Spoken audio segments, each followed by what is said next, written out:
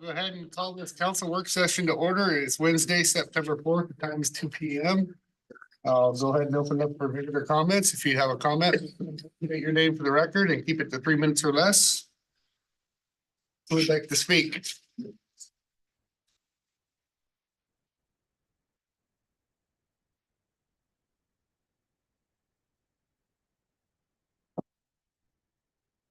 Doing something wrong, so I didn't hear.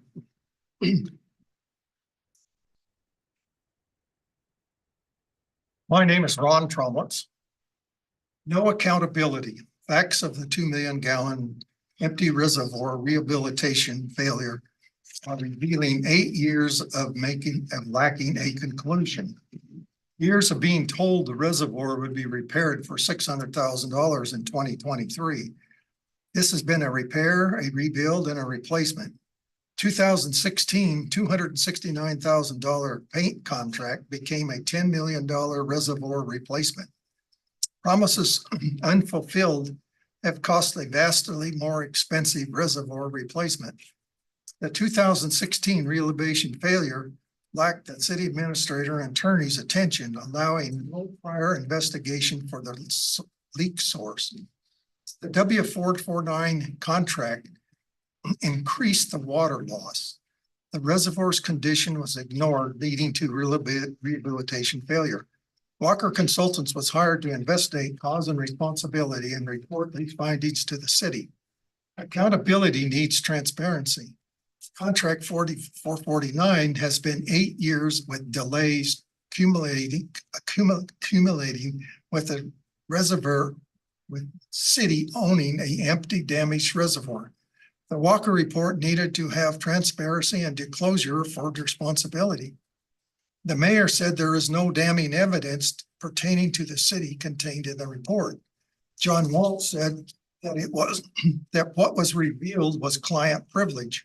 Walker investigation should have disclosed a lack of due diligence, ignoring, and neglect. This is the evidence that is being withheld from the public. This is an issue that leads to distrust, and the city needs citizens' support. The city's participation in the rehabilitation failure was being sealed by client privilege. The city claims it was WPI's workmanship. And after 30 months of litigation, John Waltz, city administrator, signed a settlement mutual release agreement with the participating contractors. The contractor stating that they have no liability for the rehabilitation failure. So who then has responsibility for the empty, damaged reservoir since 2019? The city said it was the contractor cause, and the contractors are stating the settlement agreement document provided a signed document. Contractors have no liability. This is rewarding. It is rewarding to see citizens recognizing a change is required. There are multiple citizens seeking election to the mayor of St. Helens. This is an important start and should look at replacing the city administrator. The city administrator should have been alert to the economic changes and prepared for the 2 million gallon reservoir replacement. There has been no acknowledgement by John Waltz or the city's financial plan for replacement. This entire contract has been subject to silence and no transparency. I know from public records requests that the 2 million gallon reservoir has been shelved, lacking money. The city has had months to produce a transparency of the city's position. Emery and Sons indicates it wants to be in a good relationship with adjacent neighbors, but the city has caused Emery and Sons to believe adjacent neighbors may not be totally on board with this project. Our problem is reservoir delays and lack of transparency. Thank you.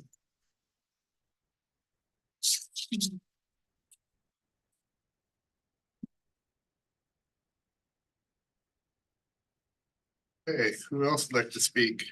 Public comment?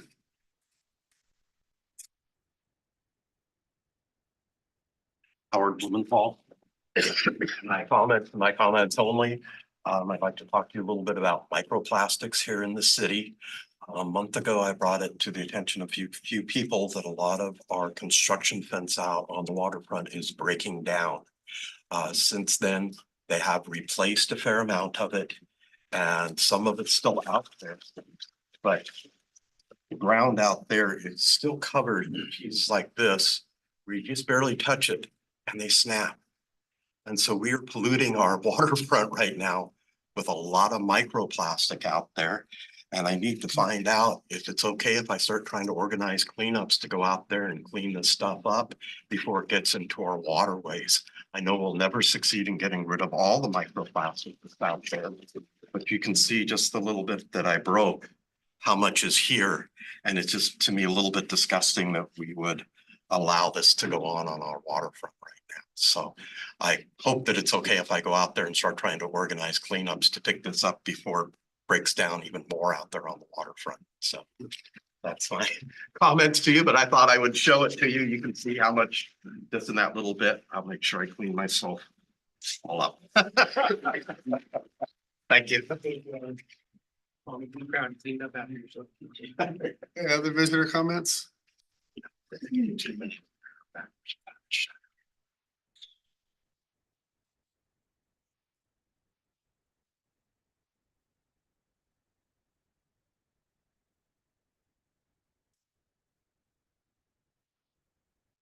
Steve Topaz here.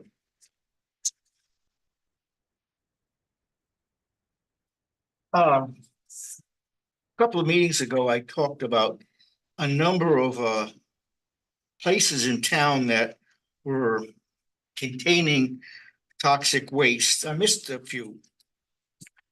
I've come to find out there used to be an old dump under the new apartment complex across from Walmart. I forgot to mention the battery recovery Superfund site. And of course, there's the Dillard Lake, which ended up as the dump for Boise when they filled that in. We had a special meeting for the sale of the mill last week. And at one point, there was a discussion of who should sign the bill of sale. And the mayor said he signed the last one and he probably should sign the this one. Well, the point is, this city is basically run by a charter. And the council is the operating governing body of the city of St. Helens. The administrator reports to the council. The communication pathway from either the council to the city workers or from the city workers to the council is through the mayor, through the city administration. Now, one of the things that the charter points out, all sales are awarded by the council. The mayor is signator for the city's property sales. Now, it was surprising that nobody knew that in the charter, it spelled out that the mayor was involved and that's his job. And why there was a discussion was, how could the council and everybody else not know that? That's been forever.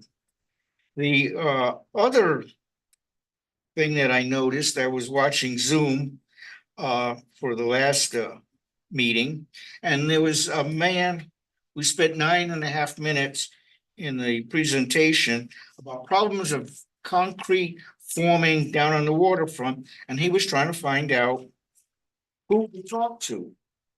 And being of great help, Ginny Dimshaw is the project manager along with John Walsh. Why those two people didn't help the man, I do not know.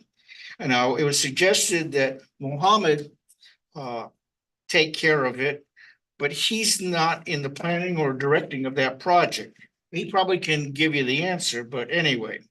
So the business of let's kind of follow the charter and use the rules that we're supposed to be running is one of those things that was just bewildering why that very basic thing was not known in the sale.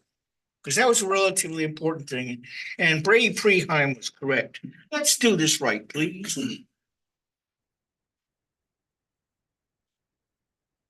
I'd just like to comment that myself, Don Walsh and Mohammed met with Randy Sanders and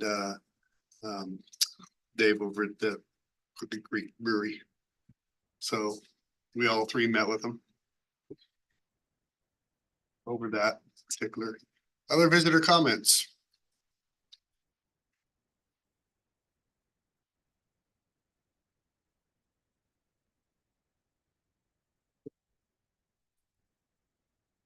Brady Preheim. So I'm here to talk about the Treadway contract. Or lack thereof. Treadway was supposed to take over all of the tourism events. They have failed to do that. You've stuck the 13 nights on your city administrator, which he shouldn't have had to done, and he should have said no to do it, but whatever he did. And then now they're supposedly doing Halloween Town. And have in writing that they were going to renew the contracts for the celebrities that were hired. And now they're saying that they're not going to. That's not going to work out for the city. You're going to pay for those celebrities. And whether you pay now or you pay later, you are going to pay. The contracts that were written are written in such that you're going to lose. He will sue you. He will sue the city. E2C acted on behalf of the city under contract when she did write those contracts for these celebrities. And you just don't get to tell them no. After they've booked their schedules and they've come. So you can pay them now and do the event, or you can pay them later, plus attorney fees, and not have the event and not have any more talent come here. It's a stupid proposition that you think that you can just tell people that have been booked for almost a year that now you don't come and no, we're not going to pay. That was part of Treadway's contract. I know that there's a public hearing today about transferring the 300,000, so I'll wait and talk about that more. But the contract in particular, you need to honor. It's only another few $100,000. You might as well. You're already going to spend more money than you have budgeted.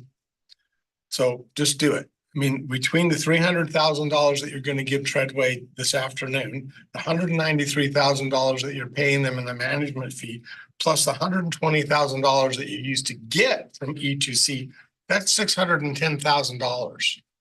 That now tourism is now costing this community that used to be a positive to the city. So you've now lost 610. I don't see how that's a plus for anybody. The budget doesn't afford it. Council can't afford it. The city can't afford it. I don't see how it's a plus. My final comment is on the waterfront. I don't care what you say. Those entrances are too narrow. And I keep bringing it up. Someone needs to go drive. You look at them, it is not wide enough for two cars. So I wish someone would really go and look at it. Maybe that's a job for you, because you should, you're a developer. I mean, really, the entrances, I think it's going to be a mess there. And again, I like that development. I don't like how we're paying for it, but I'm very concerned that the passageways, there's at least 3 spots that are bottlenecks and should be made wider.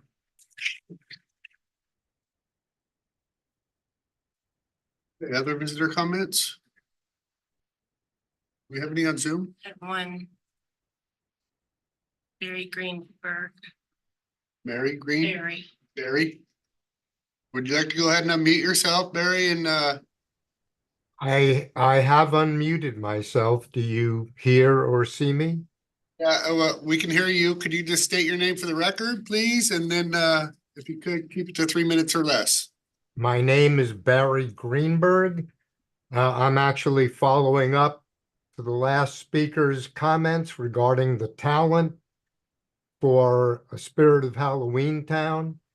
And I promise you that having been contracted to provide the talent for the last 10 years through E2C Productions, you have a significant liability on your hands with 3 agencies in Los Angeles that will come after the city of St. Helens for these contracts having been obligated to months and months ago, long before E2C transitioned out. We've been doing these deals and bringing celebrities in for a decade. I was always doing this as my civic responsibility to a friend who introduced me to Tina. She was a person of her word. When she said there'd be an obligation to a talent, everything worked out. And in the last couple of months, this whole thing has fallen apart. You've obligated yourself to something under $100,000 worth of talent, and you're going to have nothing but lawsuits on your hands from 3 of the biggest management firms and agencies, not to mention the fact that you will never see another celebrity in St. Helens if that's allowed to happen. So I could read to you, or John has a copy of the letter that I sent to him, basically stating the whole thing. Nobody has responded to me. I was promised these contracts were going to be reviewed and signed. That didn't happen. I was promised Treadway would get back to me. That never happened. You have, after a decade of my service to Spirit of Halloween Town, put me, my company, and the city of St. Helens in a real predicament. So thank you.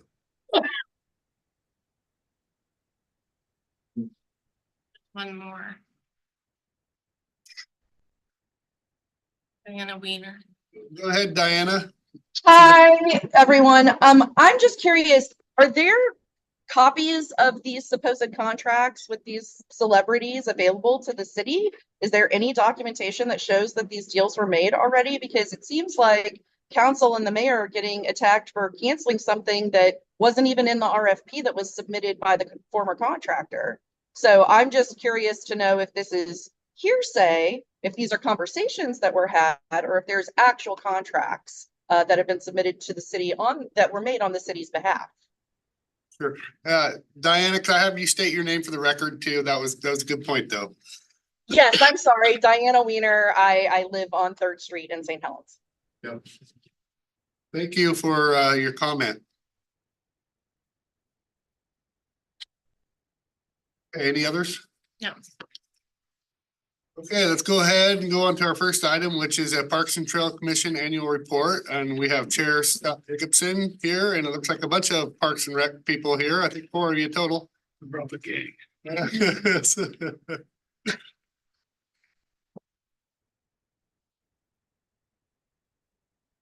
Or after, yeah.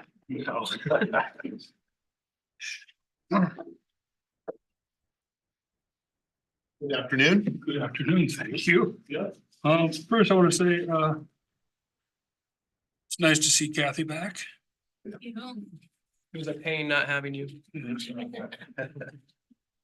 nice. Yeah, Joe. Well, as the slide states, this is the annual report. So I think we can go on to number 2. The overview of what's to come, the excitement. Building it up.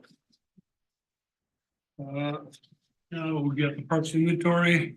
As you can see, everything with an asterisk, there's no improvements this year. Wonder where the parks are.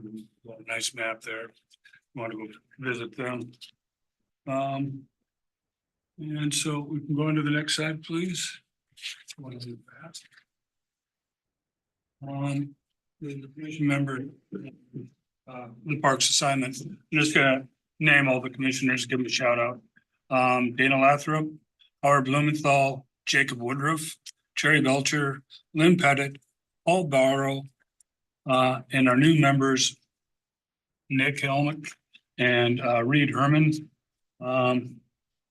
We finally got our full commission. We've been without some members for an extended period, so it's good to have all 9 of us now. We've had some turnover. I'm not sure why that was, but we are considering and have been trying to do some type of onboarding when a new commissioner comes on. So they can understand what the responsibilities and all that. Next slide, please.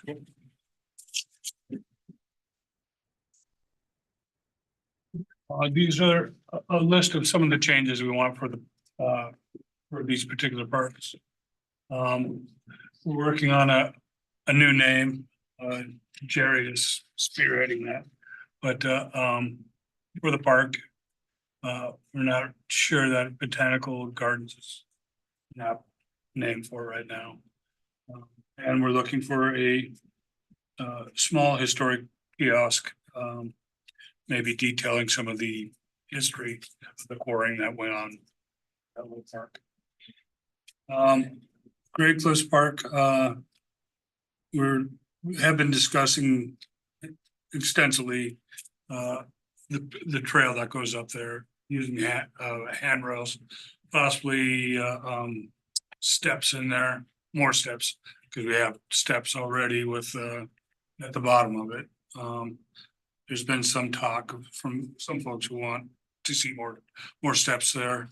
We also, but this is beyond our ken. It's in your purview about the maybe a safety barrier along the cliff that's been discussed because of the urban trail that project that we have working on. At McCormick Park, there's been because of theft, there's a need to replace a sign, and one is on order. Civic Pride, it's gone through a number of iterations of what to do with that, as you guys probably know or seen. It's not that well visited, or if it is visited, it isn't one of the premier parks in our system. So we've had discussions throughout, well, for years now on what to do, and right now we're considering landscaping and picnic table and another kiosk, historical kiosk. It may be a splash pad. Splash pad, maybe. Well, I mean, we did also discuss the possibility of a community garden there too, because there is water supply because of the pool. Like the splash pad idea next to the pool there.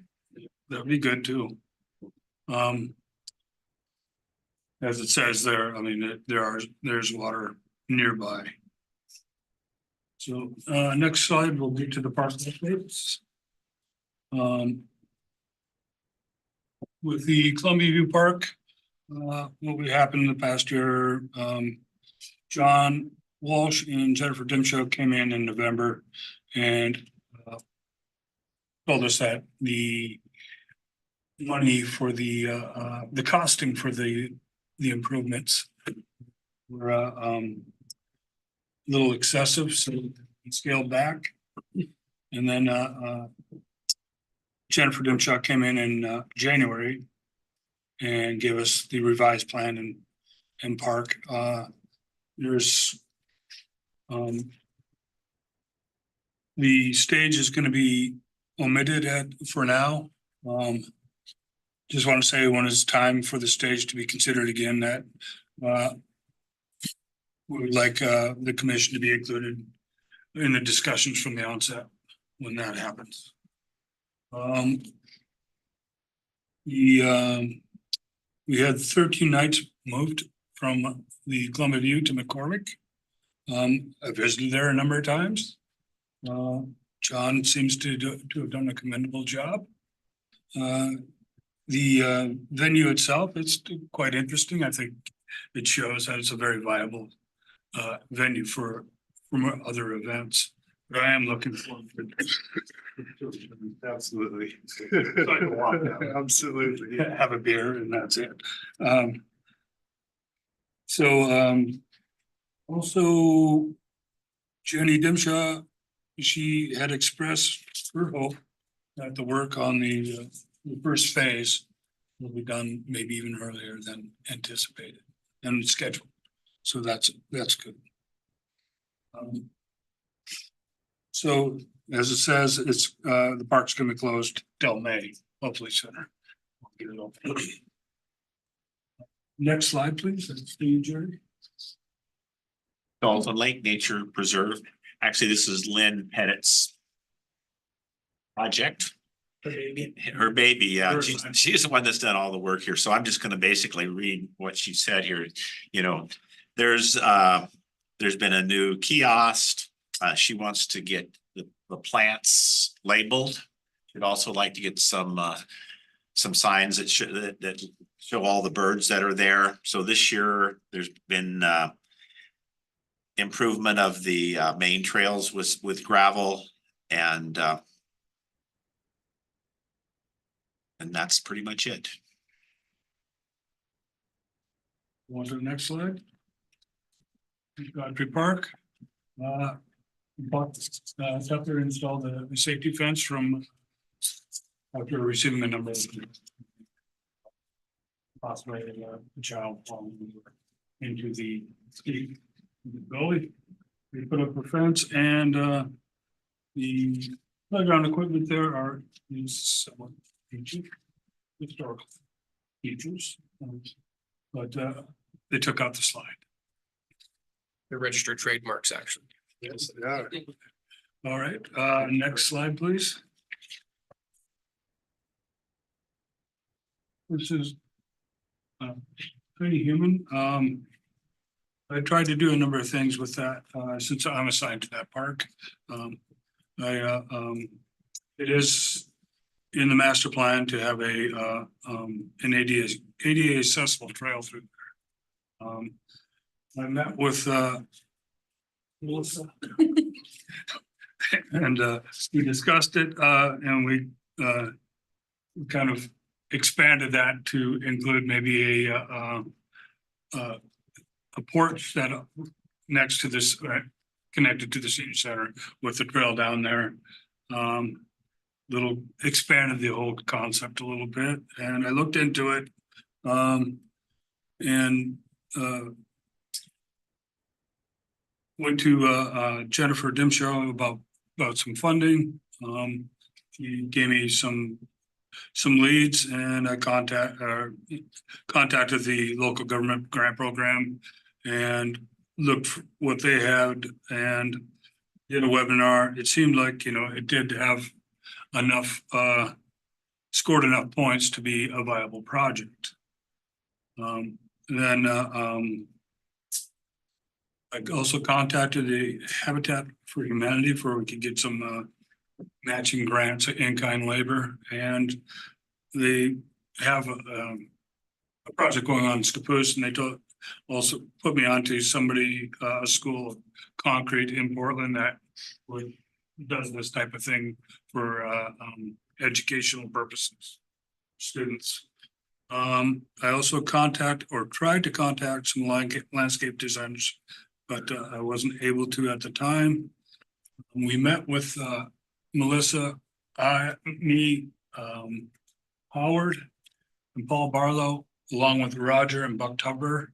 I'm not sure of Roger's last name. Met on site and see if we could, where it was the best place to site a trail. First off, I was just thinking about a path with a bunch of switchbacks coming because there's a 10-foot drop off.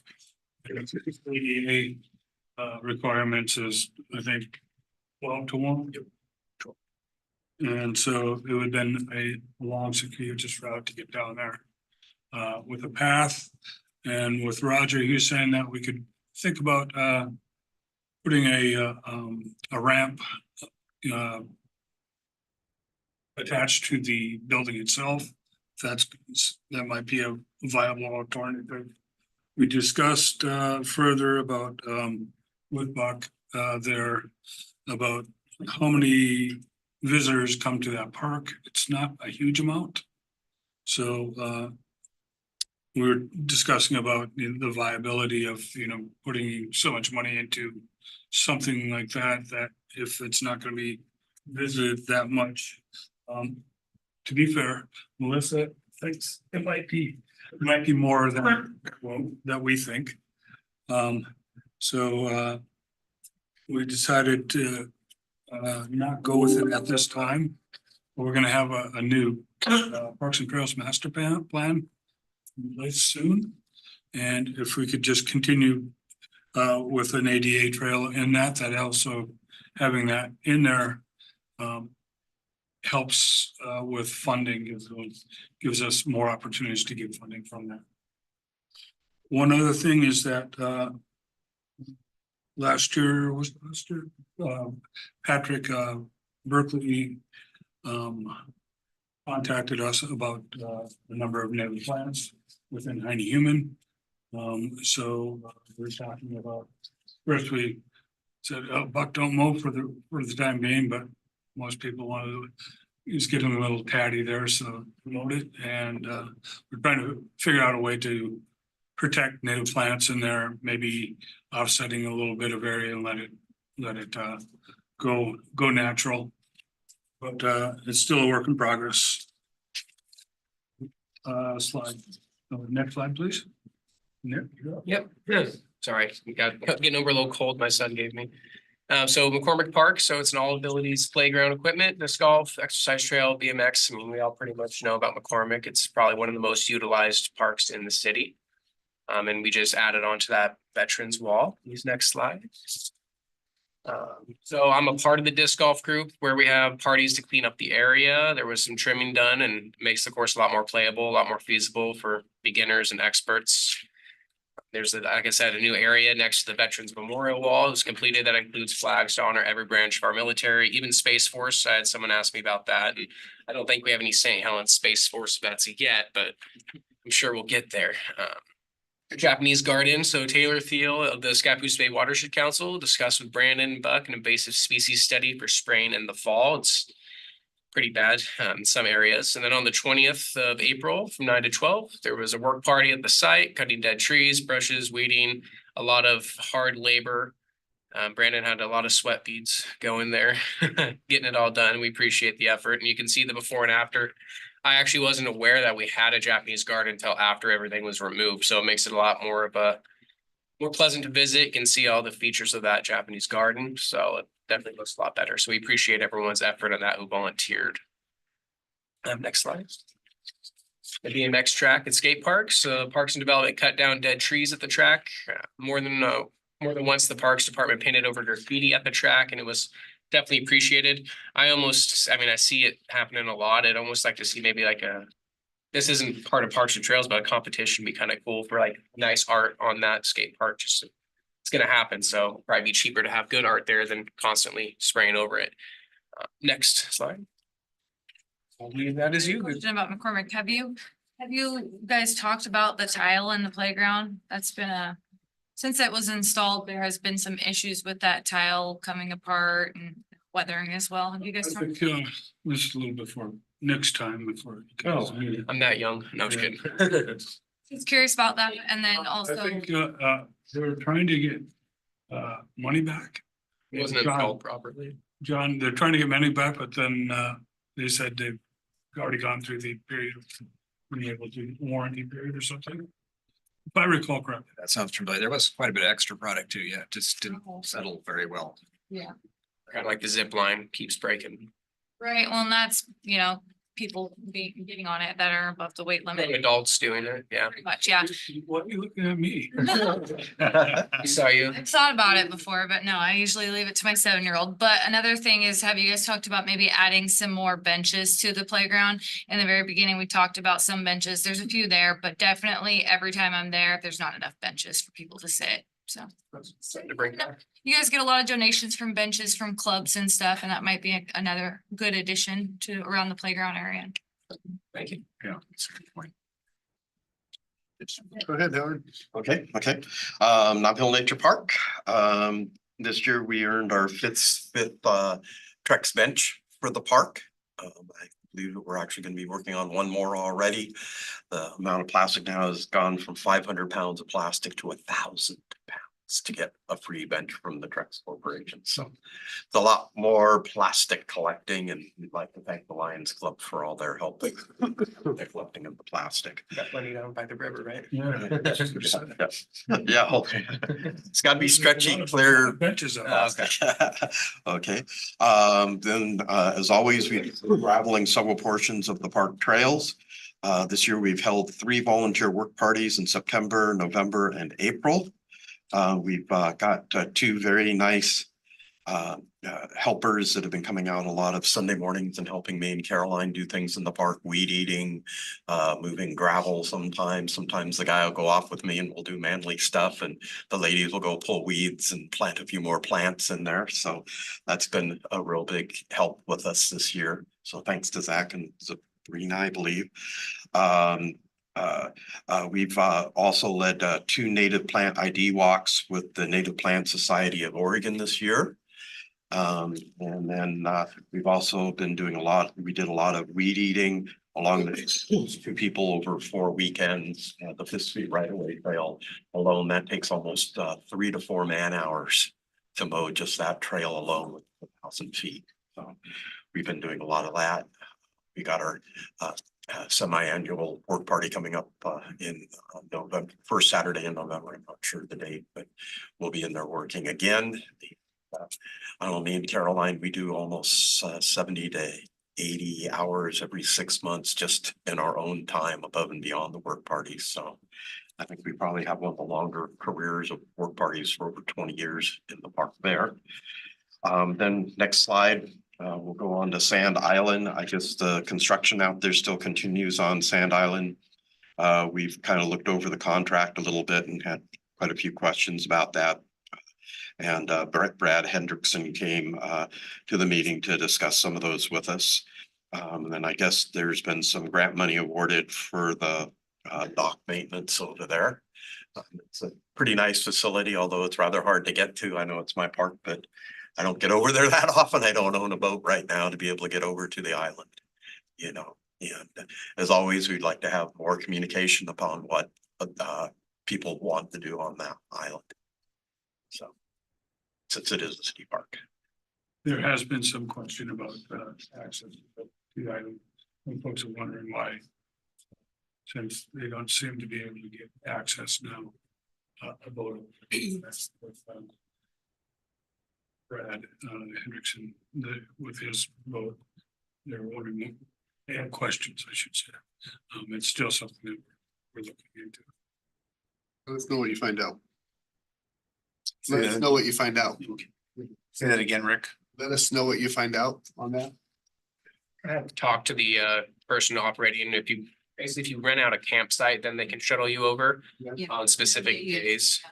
But it can only be if you rent it out, and that seems not too inclusive for maybe people who don't want to camp, can't afford it or something. It's supposed to be through, I think originally it wasn't contractual, but it was a verbal that was supposed to be accessible Monday through Thursday. Verbal's always hard to prove. I know. We've had a lot of people come in and comment to us I've about.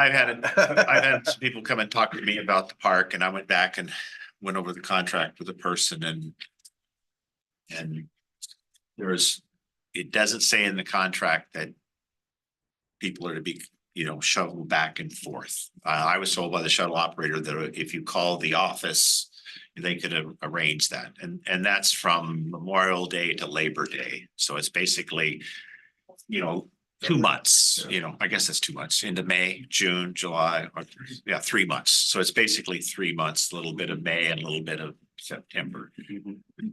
But basically, if you run a campsite, you get priority, and then a lot of people are disappointed that they can never get the free shuttle ride. That I was under the impression too, that there was supposed to be, free shuttle rides for citizens of St. Helens to be able to get over there, It and needs to be like that. So it kind of went away. We didn't get it in the contract specifically said, which is kind of a bummer. So and the thing that's really bothered, well, I guess we're maybe out of line here, but the thing that's really bothered a lot of people on the Parks and Trails Commission, in fact, I think everyone, is that, we have not been contacted, with any input on what's happening on Sand Island. It just happens.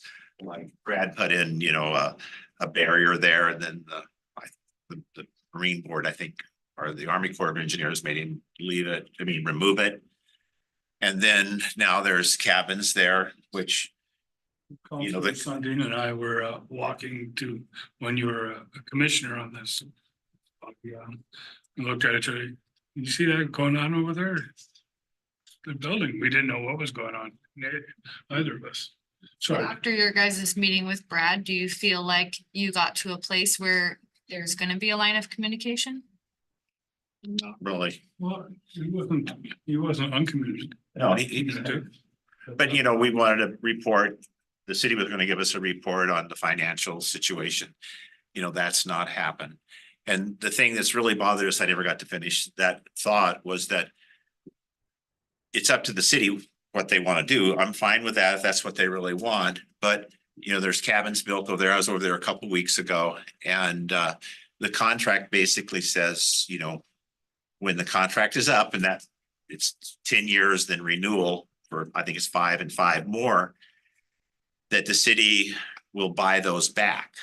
So, you know, right now there's, I think, 6 cabins that are being built. I guess the permitting is not, you know, completed. And then there's a nice shed that they're going to have to store probably wood and vehicles in.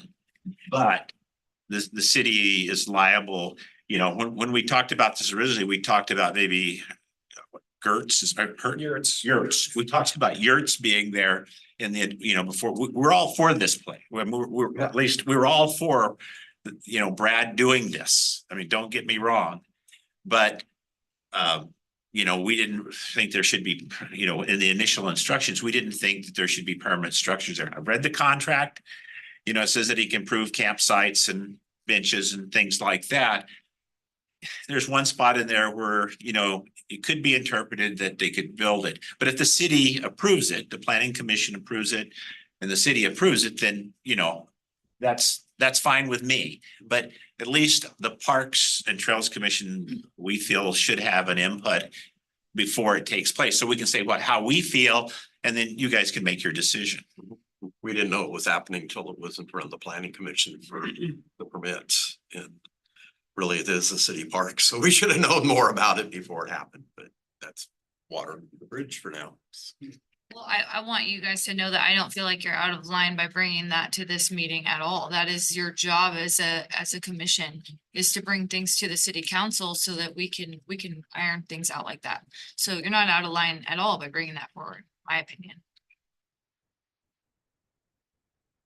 Next slide. What's you say about a park named after one? It's a walnut tree. I love that.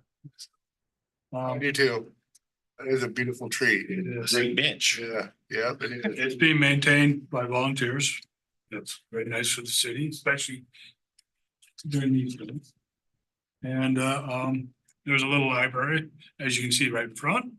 I guess that is used extensively. Sorry to have competition for you. It's all right, it's the friends that are putting the books in there. So we're getting them out. She supplies the goods. All right, we're on to current projects.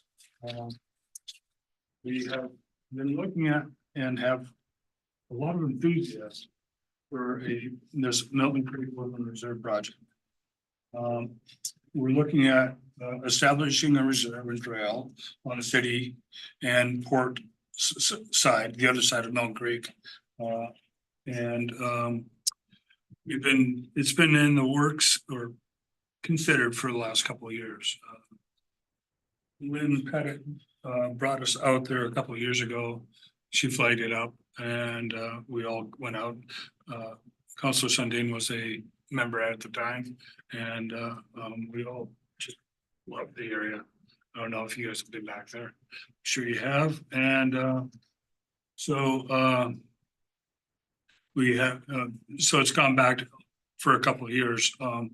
We've been working on it. We met with the port and gave them a presentation, Jerry, John Walsh and I, and they were really receptive to the idea of having a trail, because I think they have they're not sure exactly what to do with that property this time. So, yeah, anybody else? I mean, Oh, yeah. you guys. I want to take some. I'm just take something. taking it off, so they I got- have a lot of. Also, I believe it was in the Parks and Trails Master Plan that Yeah, we're that's- talking about, so we're not going out of line.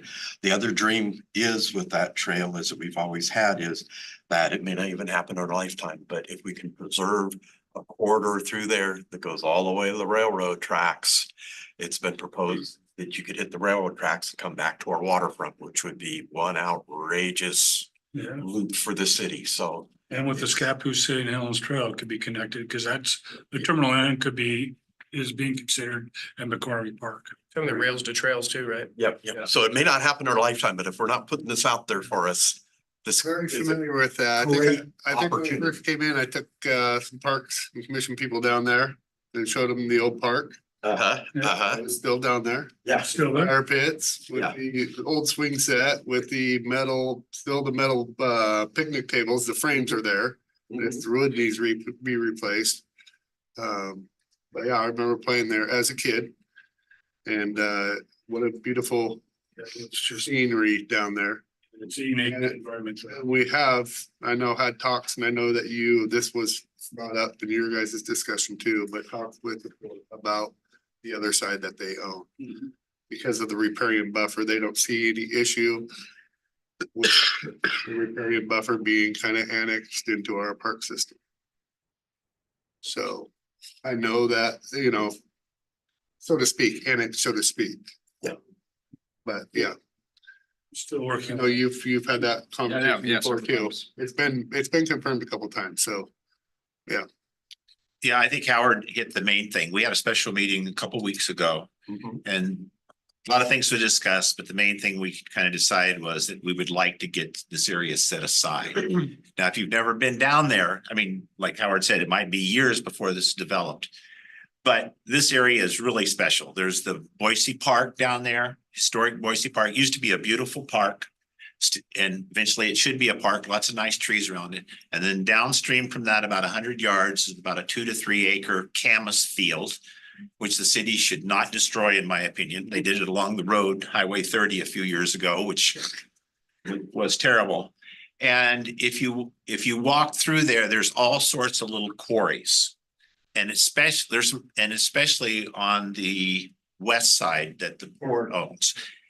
I don't know how much they're gonna, we haven't even talked about, Scott and I are going to meet with the port, and I think we're gonna ask you to come with us, John. And Somebody has to drive. but anyway, we'd like to have a trail through there. It's got these little quarries that are just absolutely, fun to kind of explore, through there. There's the Boise Park, there's the Camas Field. And we think this is just great. The only area, I got maps in here, but the only area that could probably be developed in that area is where the Camas Fields are, because it's not in the 100-year floodplain and it sets up. The rest of the area that we would like, we're talking probably about 10 acres. We were talking about, Sure. we're not sure, yeah. We want it all. Yeah, Scott says we want it all. I said, 10 acres, would be fine. And maybe a setback. There's some lots that are right behind the old rec center there. Well, actually, it's just two big gigantic lots, but there's been some that have been plotted out for future, maybe.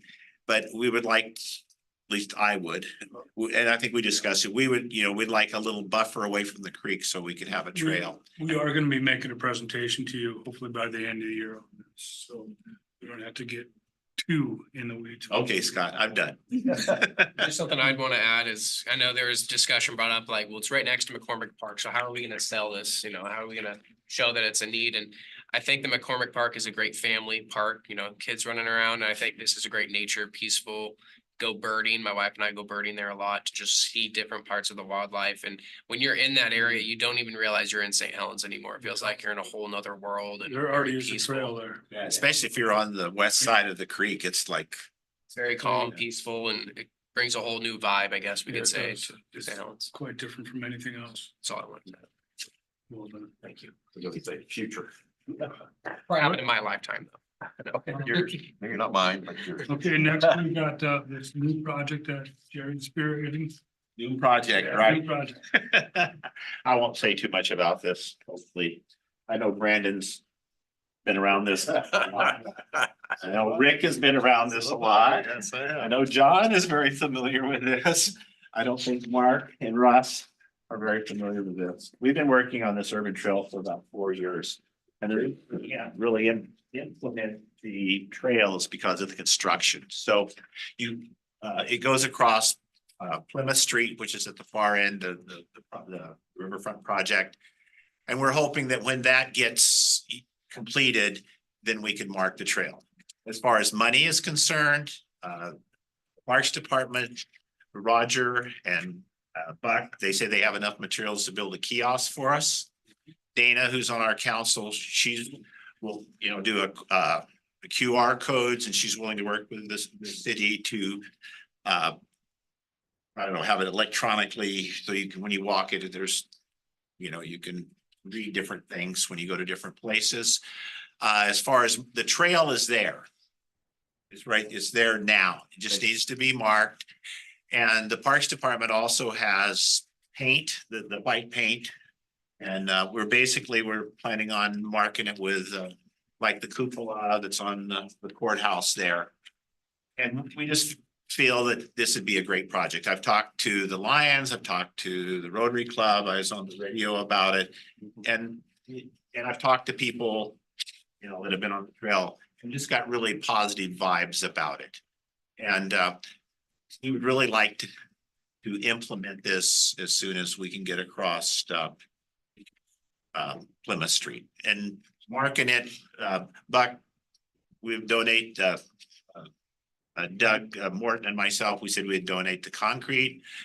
And originally we were going to put it in, but Buck says, no, I'd rather for my men to do it. So where there's not markings on asphalt or sidewalk, there will be pads poured probably 2 feet by 2 feet, give or take.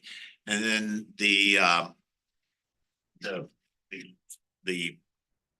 kiosk will be, the cupola will be painted on that, pointing the direction of the trail. And we just think this would be a great thing. It goes through or by 5 parks. One of them is a county park out here. It goes through downtown so people can go to restaurants and things like that. It goes by the marina and it goes through, the courthouse and other historic areas. So we'd like to get that implemented this fall. Probably in January. So when they're through down there, and the cost is very minimal to the city. Basically, it's work by probably Crystal and Buck and Roger and his crew. And the materials, they already have the materials for the kiosk, he says, left. They have lots of wood for the kiosk. And Dana is really an expert and she's going to make the template for the. So cool. Can you explain to me or expand on what you're saying about spray painting the asphalt? So like if you doesn't sound very pretty to me when you say right, asphalt. So can I see this? See, I didn't see a picture of it in here. So in the time of essence, though, because hey, Jerry, in the time of essence, because I'm already. Okay, let me answer one question, Rick, and then I'll be done. Behind schedule. So Jessica, this is what we were planning on marking the trail with. So It would be on the ground. that would be on the ground. So if you've ever, I know you probably have, you walk trails, they're marked with different things. And so this would be spray painted or painted with the paint that the Parks Department have, the white kind of fluorescent. And then where there's not asphalt or concrete, then there would be pads poured and they're even with the ground, so they're easy to maintain. Buck is really with that. And then this would be on top of that. So people, when they walk it, they can see. Yeah, no, absolutely. We like to think that idea is some of the cheapest ways just to get a trail marking in for now's future. I just want to make sure it looks nice and is pleasing, No volcanoes. Yeah. Dana, she owns the tattoo shop. And she said that she would make, and Buck has the material to make the template out of. We look forward to celebrating this. Let's turn it back to the chairperson here and Scott. Okay, sign grant, just wanted to give a shout out for that. John, yeah, that's first, I think. Or at least we announced it. Yeah. Yeah. Yeah, $2,500 to do signs. We're what type is costing them, and we're a bunch of them, so we get an idea what we have. And then we'll prioritize how we're gonna do that. Hopefully we'll have some money left over to do maybe a website for the Parks and Trails. That's my personal dream. Okay, I'm gonna go on to the next page for the thank you and acknowledgements. But I want to just 1 second say, you know, I am leery about these meeting laws. We have issues, you know, meeting with each other. Dana took a deep dive and read out state law concerning this.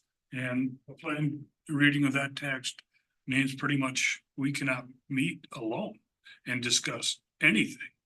I mean, the way that read, so I'm just worried about that. I would like to see possibly if the city attorney can review it, so that we can at least give us advice of council protection on that.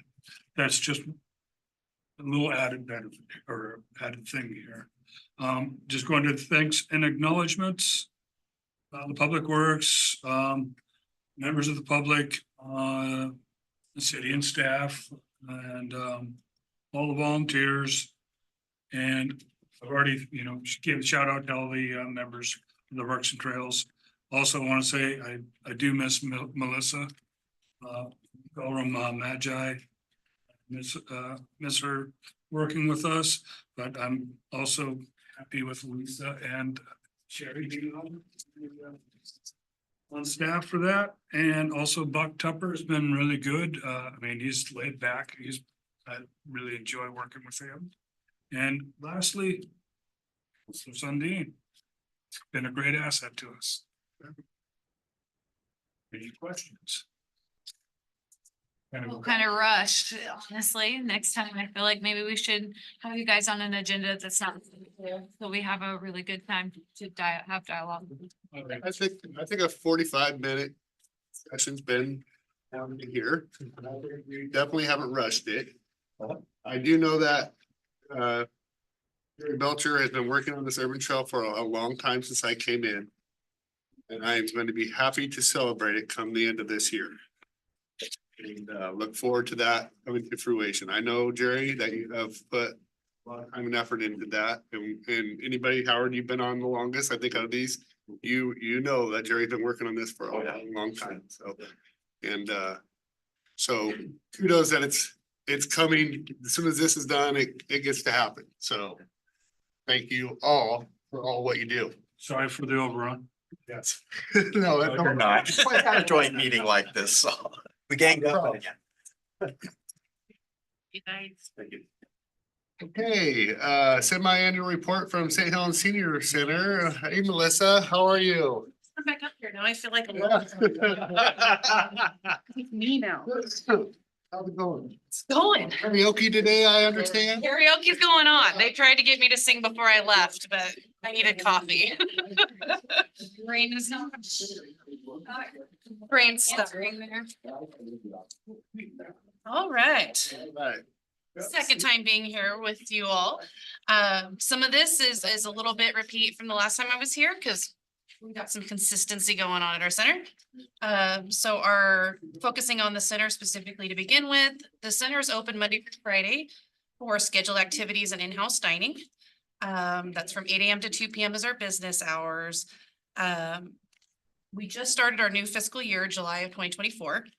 So with that, we closed out all of our memberships that we had and had to start anew, and we're already at 190 members. So if you haven't renewed your memberships, get in there and do it. I think I'm due. I think you are due. I You get a should- newsletter? I haven't in a little bit. Okay, Yeah, so I have so we'll see you soon. Yeah. All right. We $20 for people watching that for a $20 for an individual or 32 for a couple. We closed out last year with 330 members. So that was huge. It was really exciting to breach that 300 member level. We do have varying assortment of weekly activities being offered at the center for our members in our community. Different kinds of exercise, crafting, karaoke, and live music. One thing that's exciting is we're starting to get our members more involved in leading classes. We just had a brand new member started ukulele lessons yesterday. She's a teacher from Florida, came in and said, hey, I want to do this. And we had a lot of people show up. So exciting to see the things changing and the new activities being brought to our center. And then games and movies as we're going into for the fall season, things get a little chillier, you know, some more indoor activities for our members. Between our thrift store and center, we have 115 active volunteers. These include our home delivered meals drivers, our kitchen help, and those that work on donations at the thrift store. We're always looking for more volunteers. It's a lot of work and things changing, and there's a lot of programs and activities that we do through our center, and we rely heavily on a volunteer base. There's only, between the thrift store and the center, we have 15 staff members, and the rest is volunteer. We still have our pet food drive going on. We started that last year and it is going strong. We get a lot of donations from the community. So that pet food's available to our home delivered meals clients, our community members that need help. Anybody who's struggling with pet food, if we have the supply in-house, come and see us. We want to make sure that not only our older adults are getting fed, but their friends are as well. It's very important. Community involvement. We were at Citizens Day in the park this year, and that was a blast. We had a Walker jumble. You know, they count the jelly beans in the jar. We jumbled a whole bunch of Walkers together and count how many Walkers were in the stack. We didn't knock it over once. I was shocked. All of us that came out, we got our pictures taken with the big pythons that were there. And it was just it was good to get out in the community, see a lot of our members, get new members coming in and volunteers and just having a party. Right. We have our 3rd annual senior health fair coming up. That's put on, we're gonna be there for that. It's at the Foursquare Church, Tuesday, September 17th. That is a great thing for seniors to go to. They pack a lot of information there. And then, of course, we're part of our area agency on aging board. So that's the Senior Advisory Council for Columbia County. The 4 senior centers that do the meals programs are on that board. We are looking to get some more folks on that board. Again, it's a Senior Advisory Council for our county. It's very important to make sure that the seniors message and that they're getting to the state level and taken care of. We have our community food pantry. We receive donations from Safeway St. Helens, Grocery Outlet St. Helens, and Grocery Outlet Scappoose. These foods that we're unable to use for our meals program due to salt content, things like that, we're able to put into our lobby for our community and members to come and take if they would like some of that. And then we did have PUD delivered a hog. It's delicious, by the way. We've had some of it so far. So a big shout out to them. The PUD always takes care of the senior centers. So it's great. And a great picture of you. Oh, no. It came out of the freezer. Oh. So that was great. We also get, sometimes with the state patrol, if there's poached game, things like that they've caught, they do bring, salmon, they'll bring to the center, something so we're able to use it for our program. So that's always great. Great community to be in. For use of our building, we do have healthcare, Medicare representatives present throughout the year to assist our members. September is full on Fridays because we're going into the fall season. So every representative in our county that services here is going to be at our center, which Fridays are a hopping day because we have live music and it's a party anyway. Building rentals, we do rent the facility out. The rate is $75 per hour with a $150 deposit that is refundable. We have had a few rentals this year and we're looking, it's a beautiful building. As you guys all know, it's great for things like that. So if anyone's interested in renting out the building, they just need to stop by and talk to us or send us an email. And we can get you all the information for that. Public Works, Roger is amazing. Buck is great. He's our communication facilitator, but anytime I need help with anything, I send a message over and Roger pops up in my door to my office.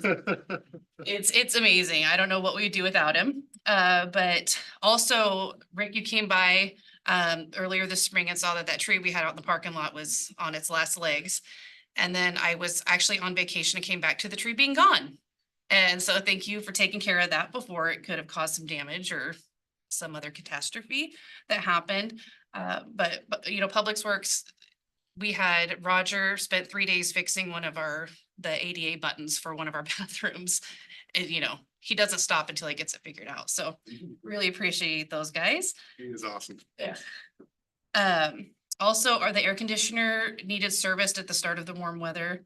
And the remaining HVAC motors, I'm not technical, that we had were replaced by Trotter and Morton this year. So we actually do have air conditioning.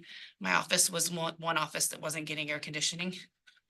I'm a sweater and it was great. No, but that got done. So we're very appreciative to have the air conditioning in the building.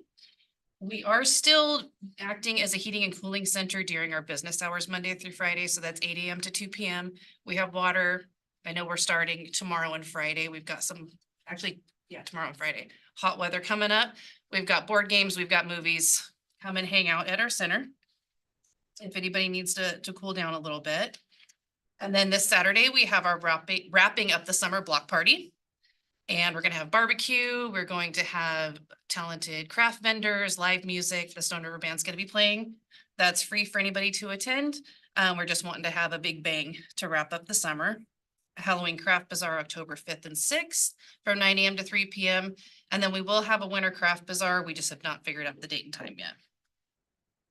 For our home delivered meals program, we currently are serving an average of 182 community members in Columbia County. Our area of service includes those eligible from Scappoose up to the outskirts of Rainier. For those that are on the program through Community Action Team, we serve 64% of the county. So we take care of the biggest portion of home delivered meals in our county. And that service serving over 200 meals a day, home delivered meals a day. So since March, since I last met here, we have served 25,000 meals, and that's including home delivered and our in-house meals. So we're tracking with what we did over the last year, reaching 50,000 meals in a year served.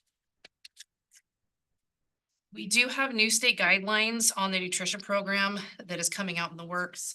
It's with Medicaid, paying for or opening up, broadening out the eligibility for meals for people to get onto the meals program. So we're currently, it's already started, where these folks are going to be transitioning.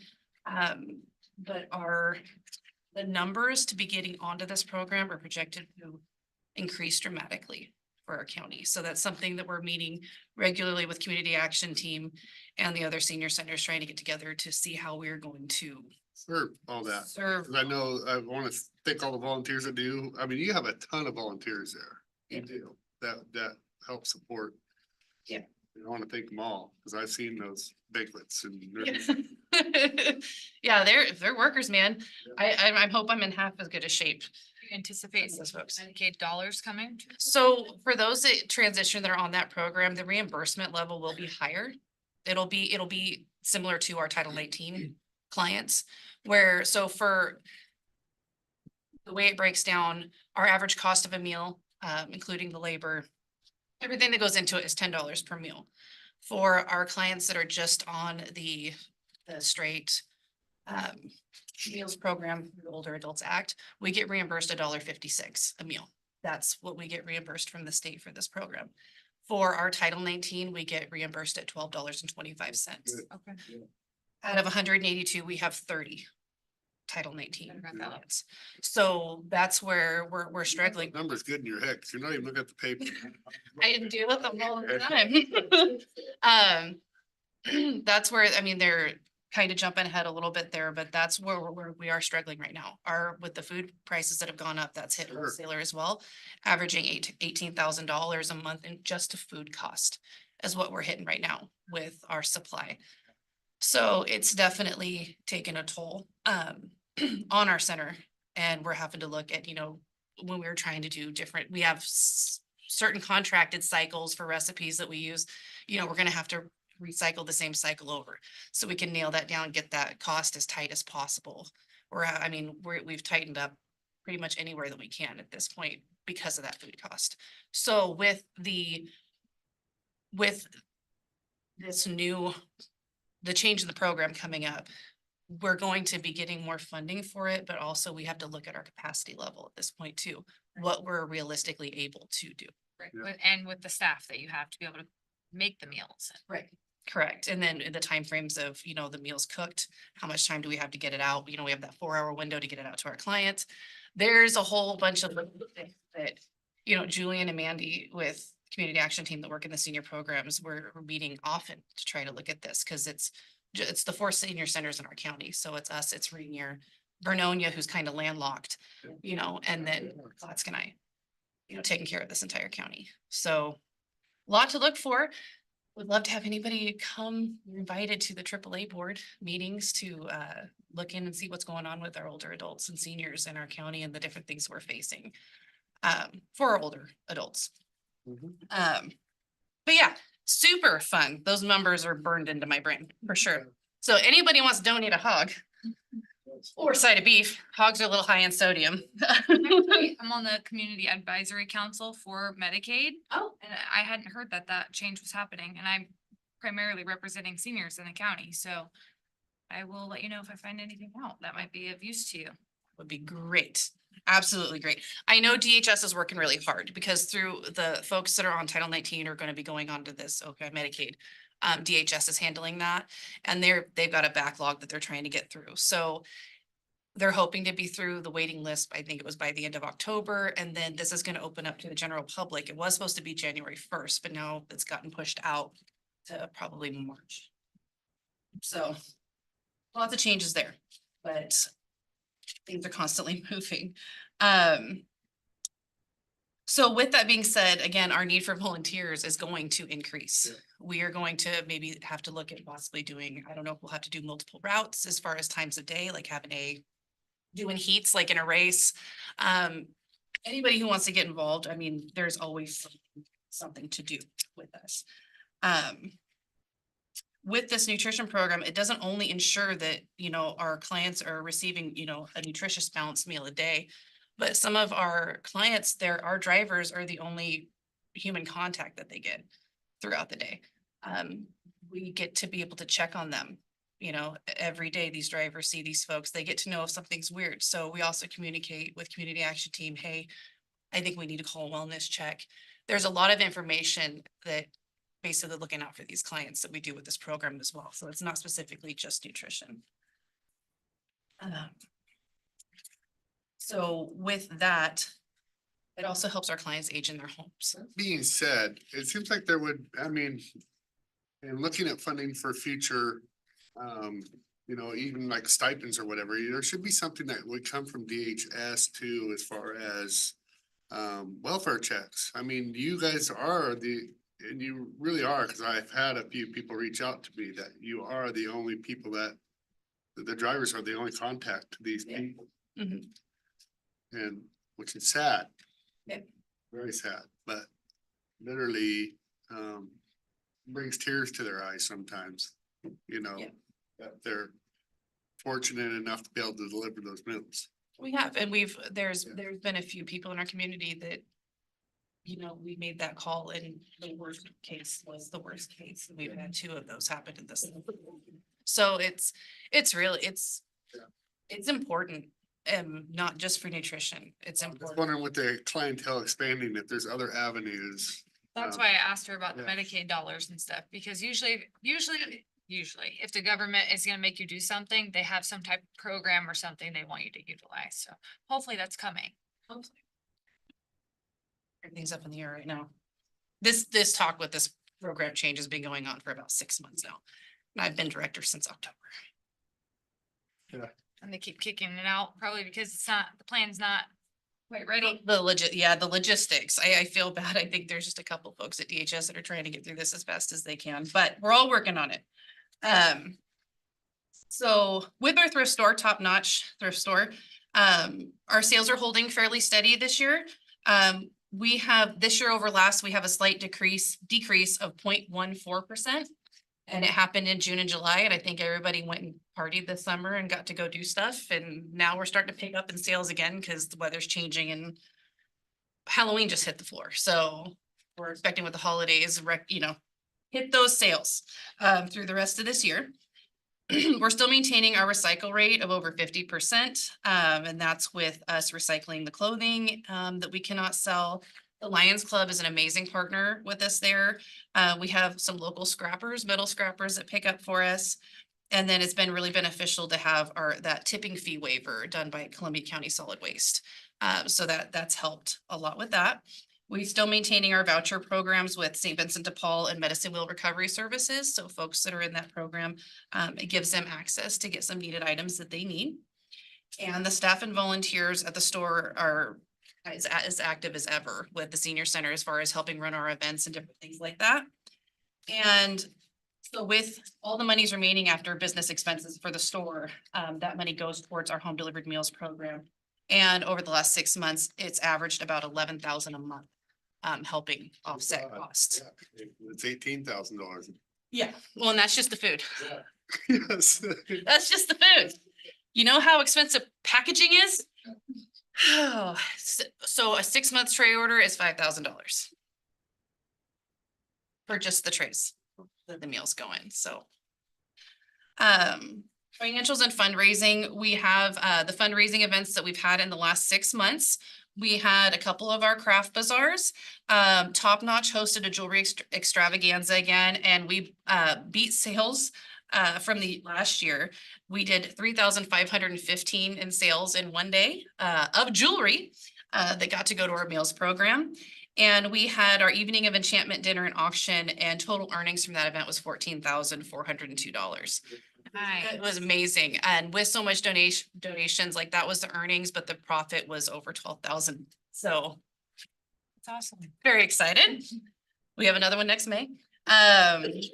We were re-awarded the Congregate Infrastructure Grant. That was a $25,000 grant.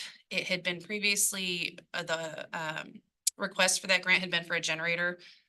We could not find a generator that would match that price with the concrete and the electrical that would need to be done. We asked for changes to be made, and the approval didn't get made before the end of the guideline.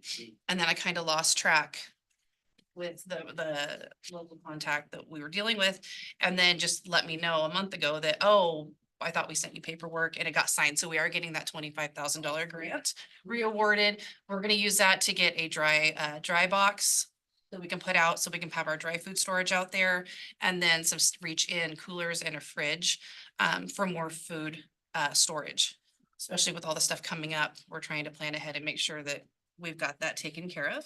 So very excited and very blessed to have that re-awarded to us. I went through kind of the cost already with you guys though. We did have to have quite a few repairs. Our stove, walk-in cooler, and dishwasher all had issues over the last few months. The stove, 3 different issues. So at this point, repairs are sitting just under $2,000 that we've had to pay to repair those. Would have been a lot worse. And then we're continuing our efforts to cut expenses. So we did reach out. We had a little campaign, Grow a Row for your seniors, for local gardeners that were gardening, to bring in some produce that we could use, because we could always use fresh produce in our meals program. We have cut hours within the organization entirely, and folks have taken on extra responsibilities. My receptionist is now an administrator, activities coordinator. I'm still running both the senior center and Top Notch, and everybody is just taking on extra work right now. It's a blessing working with a bunch of mission-minded folks who are going to do what we need to do to make sure that we're able to help people and get this done. And our volunteers are working to fill voids as able. With the board subcommittees meeting monthly for fundraising, trying to hit different avenues with grant writing, our social media and website, basically a way to ease giving to our organization, and then continuing with our events and activities. Kind of wrapping this up, way folks can get involved and help, because we need it. All the centers in this county need help right now. We're all getting hit with this rise in food cost, everything that's happening. You know, obviously volunteers, we could always use more volunteers to help us with our organization. Become a member. If you're 16 over, again, it's $20 a person, $32 for a couple. If you're under 60, you're an associate member. But again, that little bit of money helps us at least cover the cost of our newsletters going out to get what we're doing out there to our community. If you are out, because I know a lot of us work in different businesses and nonprofits, if you see a grant out there that aligns with what we're doing, you know, shoot me an email, give us a call, say, hey, check this out. We're trying to do that. We're trying to meet possibly going forward with our different senior centers, you know, every couple of months, just to focus on helping each other out and networking, because it's gonna take us all at this point working together to keep this program going here in our county. If anybody would like to sponsor a day of meals, it's $250 would take care of the cost and everything to feed our members and our clients that depend on us. You can always donate, participate in our activities and events, come in, host a class. We can paint rocks. I will set up something in the parking lot. We can all break glass bottles. We can get a lot of glass from Top Notch, really cheap. Shop at Top Notch. If you're looking for a space for an event, you know, rent out our building. The facility's beautiful. We get it. 75 an hour. 75 an hour. And, you know, spread the word about our programs and what we do. I'm taking some leadership classes and I coined a phrase that I liked, and it was help us grow our army of the engaged. Help us get people engaged in what we're doing, because it's important. I think you should make videos on social media. Get out there, everything you just said. I mean, you make some really good points in just talking about how people can help and. I just learned how to make an event on Facebook. You're getting there.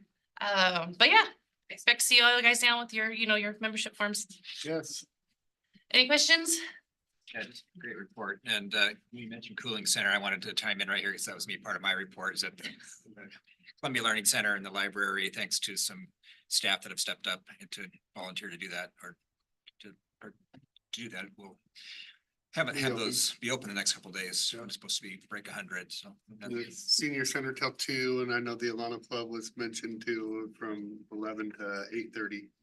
So plenty of opportunities for people. And just on the Meals for Wheels program, my wife does that at least one time a week, and not only the seniors enjoy it, but she enjoys it too. It's a good sort of interaction. So It feels good to do good. I have seniors at Avamere that drive for Meals on Wheels. They wanna keep helping. Always get excited, but always when we have a group from Avamere come in for lunch on Fridays. No. Thank you, Melissa, so much. Yes, and good work over there. And keep up the good work. Okay, this seems fitting with all the construction noise. Update on the waterfront redevelopment project. Public Works Director Mohammed Zaire. The A-Star team is Oh, cool. today. A-Star. Yeah. And we, yeah. And thank you for going with me and John, and we're meeting with Randy Sanders. Absolutely, yeah. We'll chat a little. I'm sure we'll hit on some of this a little bit, Yes. later, so. Yeah. Good afternoon, Mr. Mayor, City Council, Council Hubbard. You requested this monthly update, so we will deliver this for you from now until the end of the project on a monthly basis. And I think it was a great idea, actually, and you know, we touch base through our semi-annual report typically on the project. However, as you, Mr. Mayor, mentioned, the project is so grand and so big, so much you can share at one session. So today we're gonna give you the focus on kind of like what's the current status is. If we go to the next slide, yeah, the current status, where we are with the project on multiple fronts. And then, you know, our team will also engage a little bit on what's going on in the field when it comes to streets, utilities, pump stations, swales. There's so much happening in one project. You know, as we discussed earlier, this is the largest project in the city's history. It combines so many different disciplines when it comes to project management, construction management, electrical engineering, mechanical engineering, civil engineering, construction. There is a vast bouquet of technical challenges going on, right? We started about 2 years ago. We're in the very last phase now as we are talking to you guys, which is really exciting for our entire community, right? We have been working really hard towards the goal of getting this done by December, with us, our initial, goal. I just gotta say, I want to thank each and every one of you. I see you guys out there a lot, working out there and checking on what's going on constantly. So I know your thumbs, or your pulse is on that project. Your thumb is on the pulse. Yes. Your thumb is on the pulse Yeah, of that I project. got you. And, you know, so again, I've seen Sharon meet with the contractors every other Tuesday or twice a month, right? And With them the team. Every Tuesday and daily, basically. We are actually in. and Alex is out there with them. Yes. Literally. So- And the reason I brought my team, Mr. Mayor and City Council, you know, this is, you know, the last citizen comment I heard, who's in charge and how does this work, right? This is the team in charge right here. We are three of us. We are working very hard on vast different routes of this project, right? There is the project director, there is a project manager, there is the field inspector, there is the engineer, and how do we combine our sets of skills, our backgrounds, and how do we manage this large project in such a great manner, right? And we have the negotiation, we have the contract administration, we have the field work, we have the administrative work. So all this really run through our solid team. And of course, we have a couple more members who are work on different channels, like Crystal, she's on the communication and the community engagement, Jenny on the financial side and the grants with the state. So it's a large team, strong background to keep this going. So. And you and I are supposed to get together with her after she gets back from vacation. Correct, correct. So on that front, so we can share with you on the next slides a little bit about the schedule. This is the real life schedule, the most updated for the next 3 weeks. So how the project works, it's very dynamic. We are working on, as we mentioned, we meet every single week for the project, but also we have a 3-week looks. And this kind of schedule, it's a raw schedule that shows you what goes on behind the scene on these typical days, right?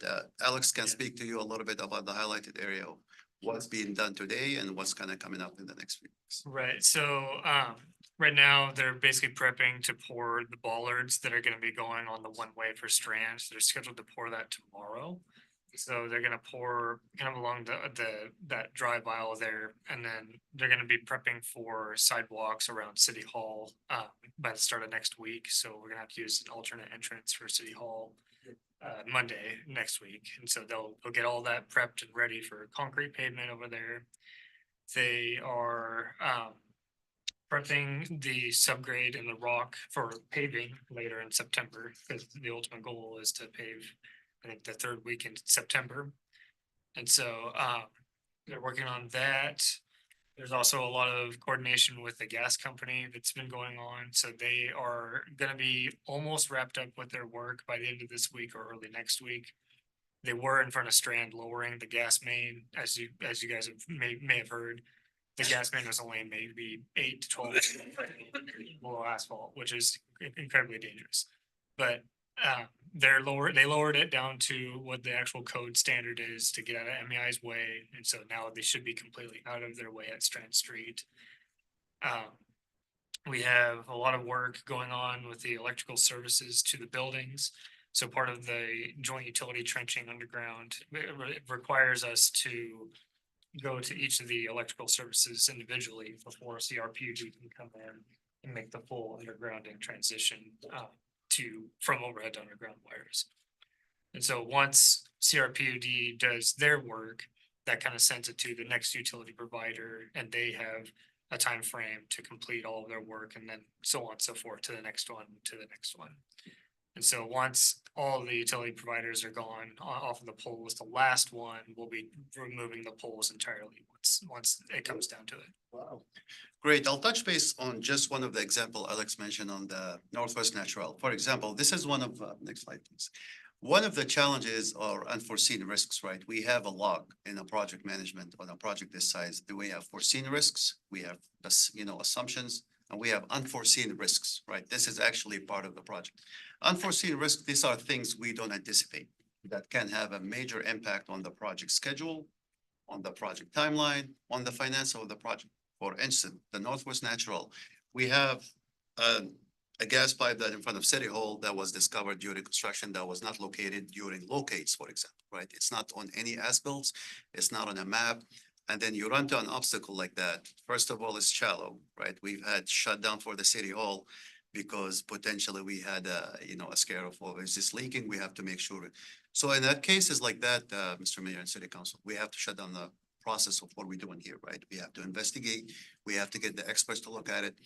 We discovered this is like 1 foot on the surface.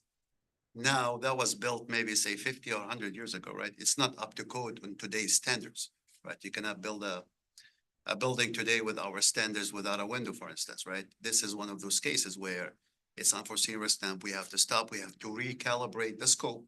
We have to work and coordinate with so many folks to get into the process of getting this fixed, right? What that entails is the contractor mainly not gonna be able to do his concrete work here, right? Now he's stopped.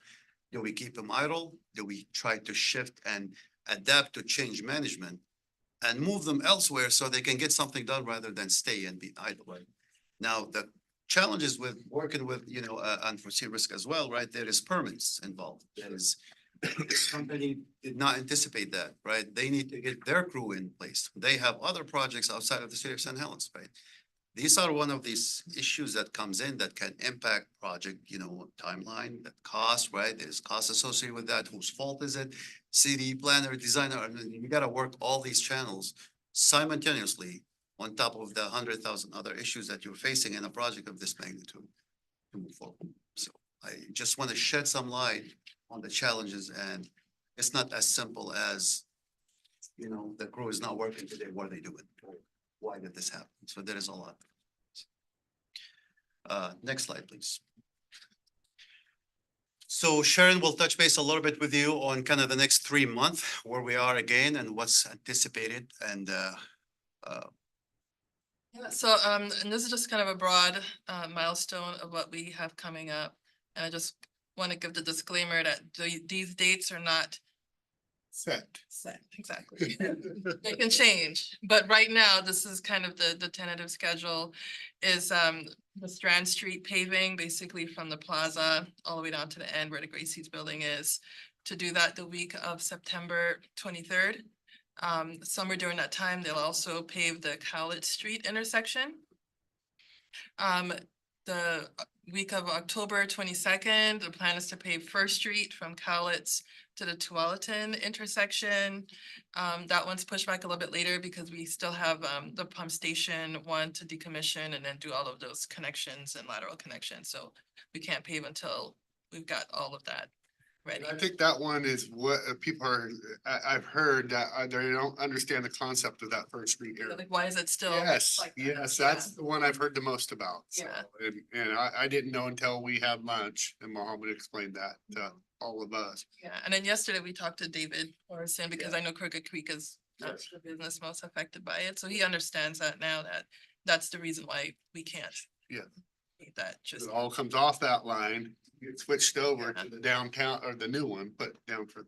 Yeah. One of the concerns that I heard was not necessarily just with that, but the fact that pavement's getting poured and then getting taken back out again. So is there flaws going on in the designs or what's happening with that? Cause now I've heard about it twice. and- Let me answer that, Council Sheldon, Council President.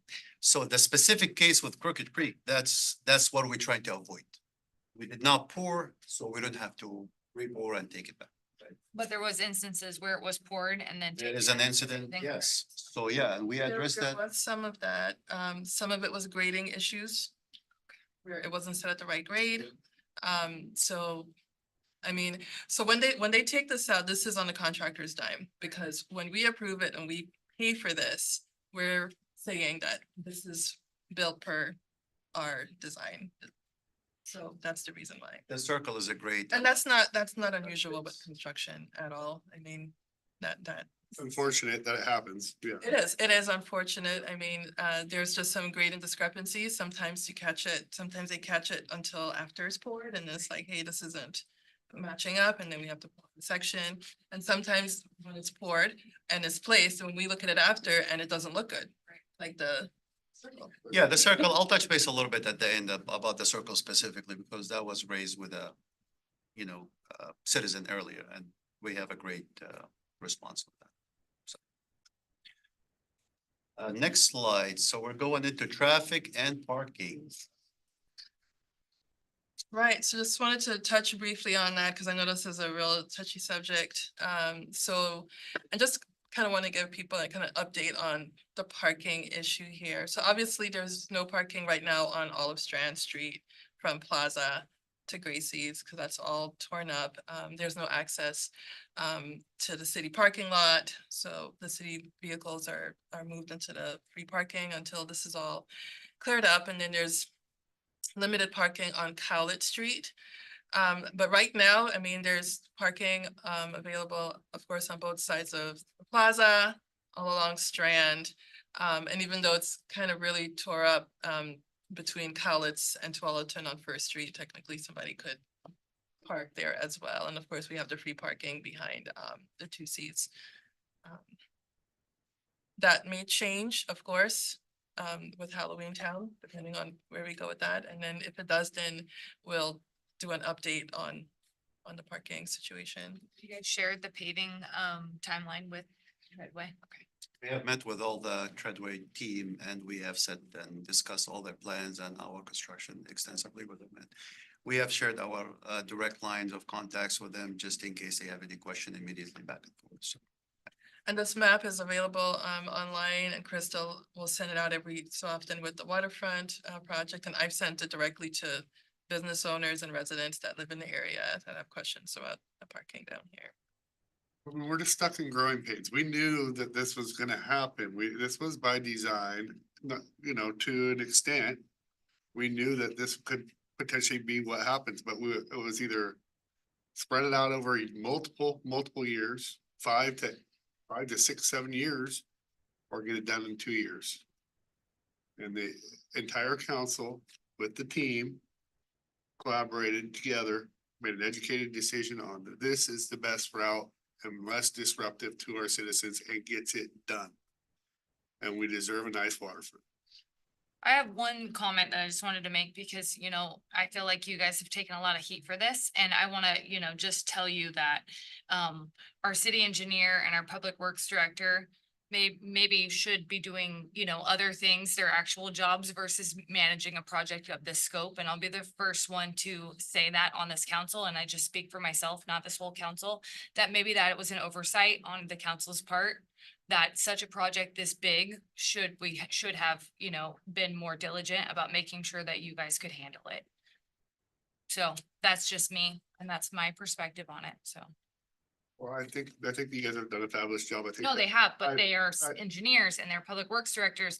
They probably really shouldn't be managing a project of this size. Well, it was kind of discussed that we were gonna allow, it was a cost savings probably too, but OTAC is ultimately the engineer on that is They're the design responsible. They are the responsible engineer for the scope of work.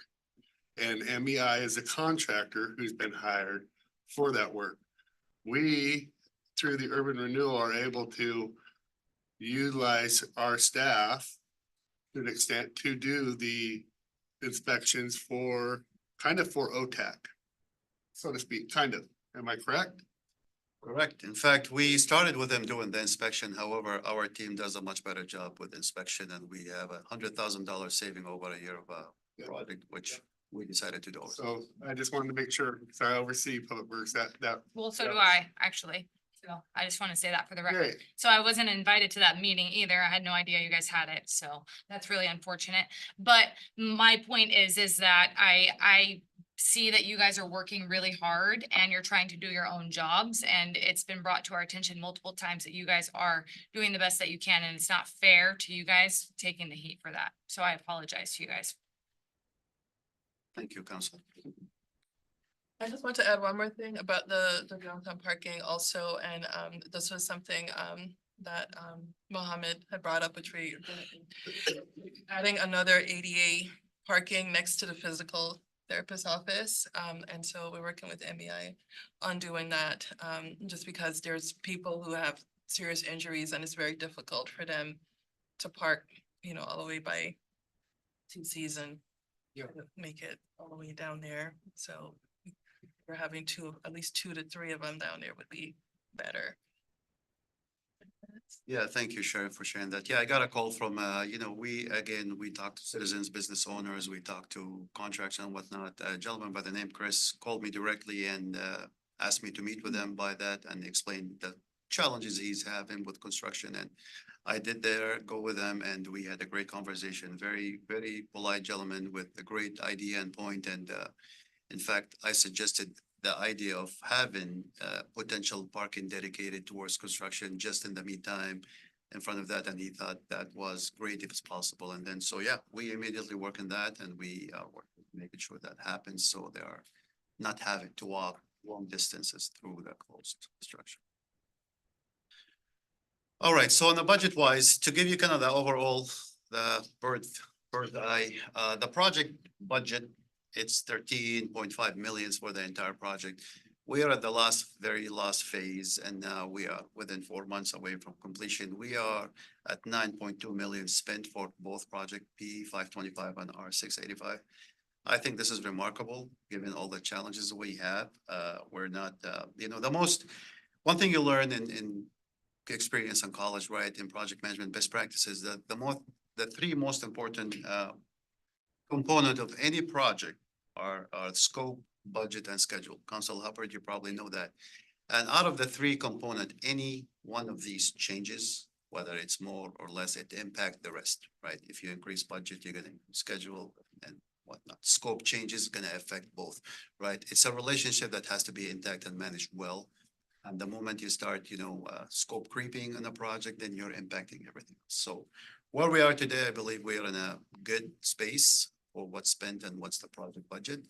And hopefully we can move forward with the same workforce and achieve our goal by the end of this year. Our amazing Crystal King put a great video of time lapse for you guys to kind of give you just a quick idea of some of the things and how it looks like. This is an extremely short version of what's going on, but this is the work that's being done now in front of City Hall. You kind of get a nice time lapse before and after what's being dug and what's being poured and sidewalks. And this is a critical part of the entire project where we are getting the one-way going out on Strand. And it's gonna look really, really nice. And hopefully we can get all this work done by the end of September. They poured the footings too for the traffic arm barriers. I know that was one of the design elements that the city wanted, was to have those traffic arm barriers right at the end of Strand Street for events and other pedestrian friendly farmers markets, 13 nights, all of that. So they're getting ready to pour those.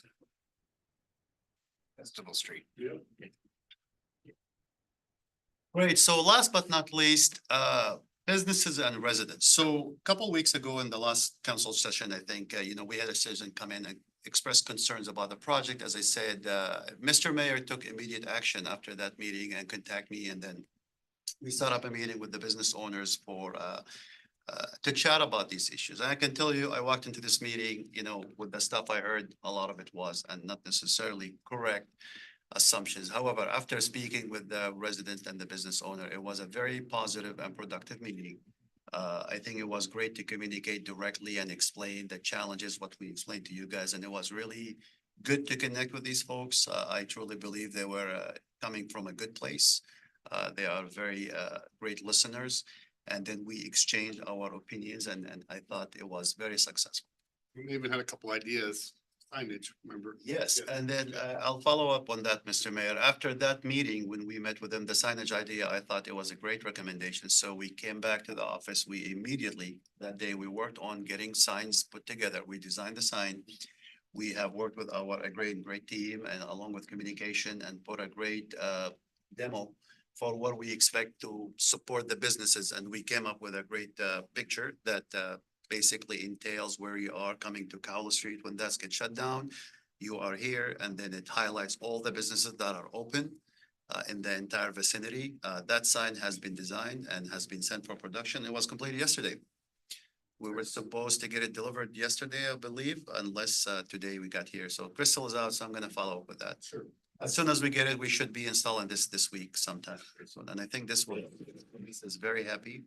And again, it was a great idea and show of force of support from our team that will listen, and we trying to do everything we can from our end to really support.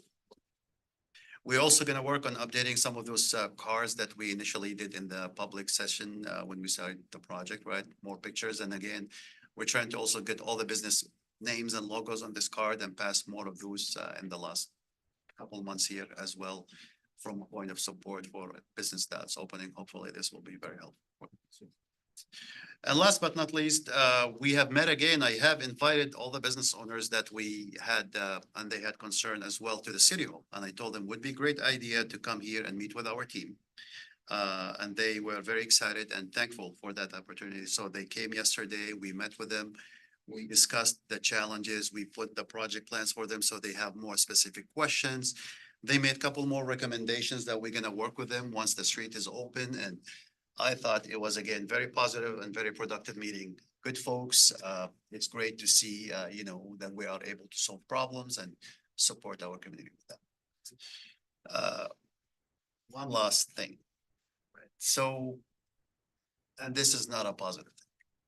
This morning, it was brought to my attention that there was another senior level project manager from the contractor that has been let go.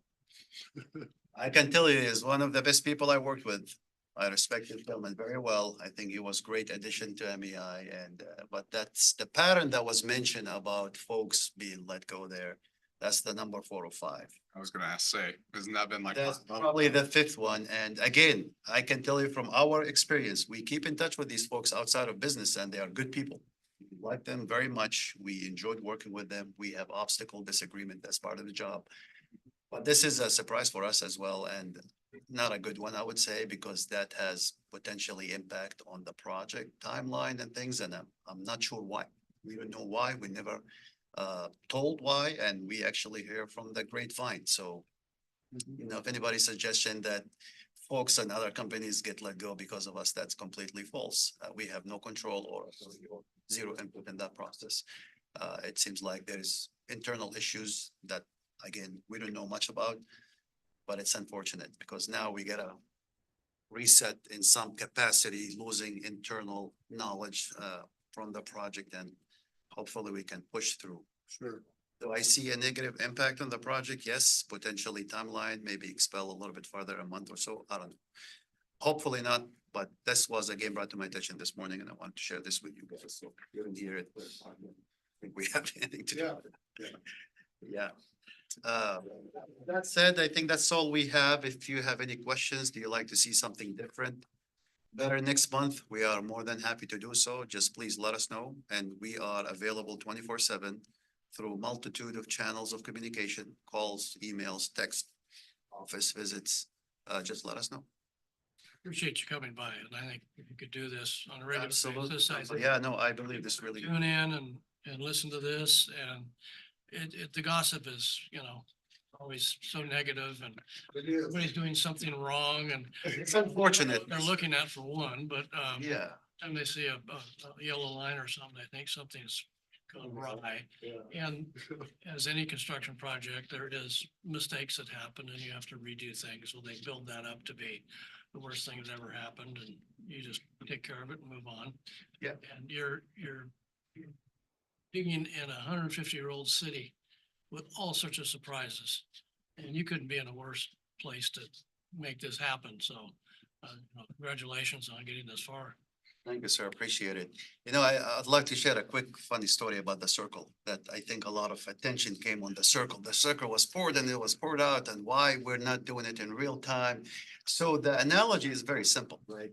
We have 100% design, right? That calls the contractor for building a circle that is 100% circle, right? With specific dimensions, and it's supposed to look like this and with these colors. Now, when this process happens in real time, right, the contractor has the design.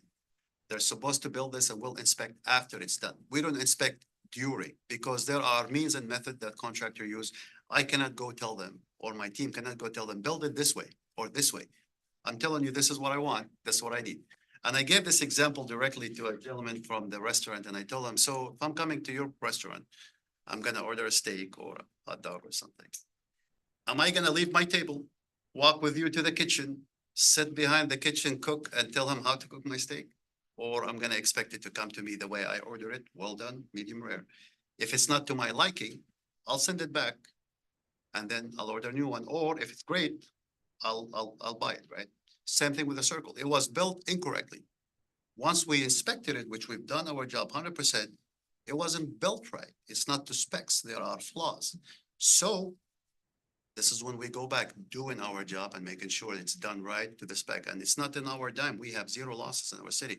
Unfortunately, this is bad for the contract because if you build it right the first time, we didn't have to do that. And then again, mistakes do happen. We're not pointing fingers at all. In fact, means and methods are different between machinery, hand skill set, resource availability. So bottom line, it was something that we've done right. And we want to make sure this is the center focal point of the entire project. We want it 100% right. I don't want it 99% right. And that's part of like why it was destroyed and, we brought it back and it's going to be built perfectly. So. It would have looked really bad if we had accepted it. Yeah, it wasn't a circle. Let's just tell you that.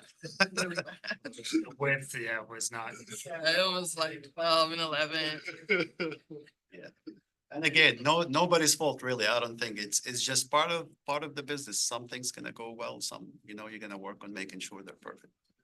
Any other questions for Mohammed and the team? I just want to add, thank you for the improved communication with us. I think Absolutely. this is going to be important. I would ask that in some way that communication continues with the residents and the business owners too. I think the newsletter is great, but I think, like you said, a sit down, they can ask questions, they can vent. I think if we could find some way to make that regular too, I think it would be important. So, and I just want to give a shout out to Main Street for their promoting Can You Dig It for the downtown here. Have advertised all the businesses for the downtown area. And it's a great campaign. If you see it, share it. It's on Facebook. This came out, so yeah. So we're going through growing pains. We are continuing our business outreach and doing the films and marketing those. Anytime there's a schedule change, Crystal goes out and walks the businesses, goes into every door, tells them in person. And then we're all just doing jobs. We have a lot of jobs. Yeah, but we could do a better job of getting the word out. So that's why we're gonna also do a video coming up soon, just because not everybody watches a council meeting and gets these updates. It's unfortunate. Great. Thank you very much. All right, thanks. Okay, we're gonna go review our amendments of circulation policy. Library Director Suzanne Bishop.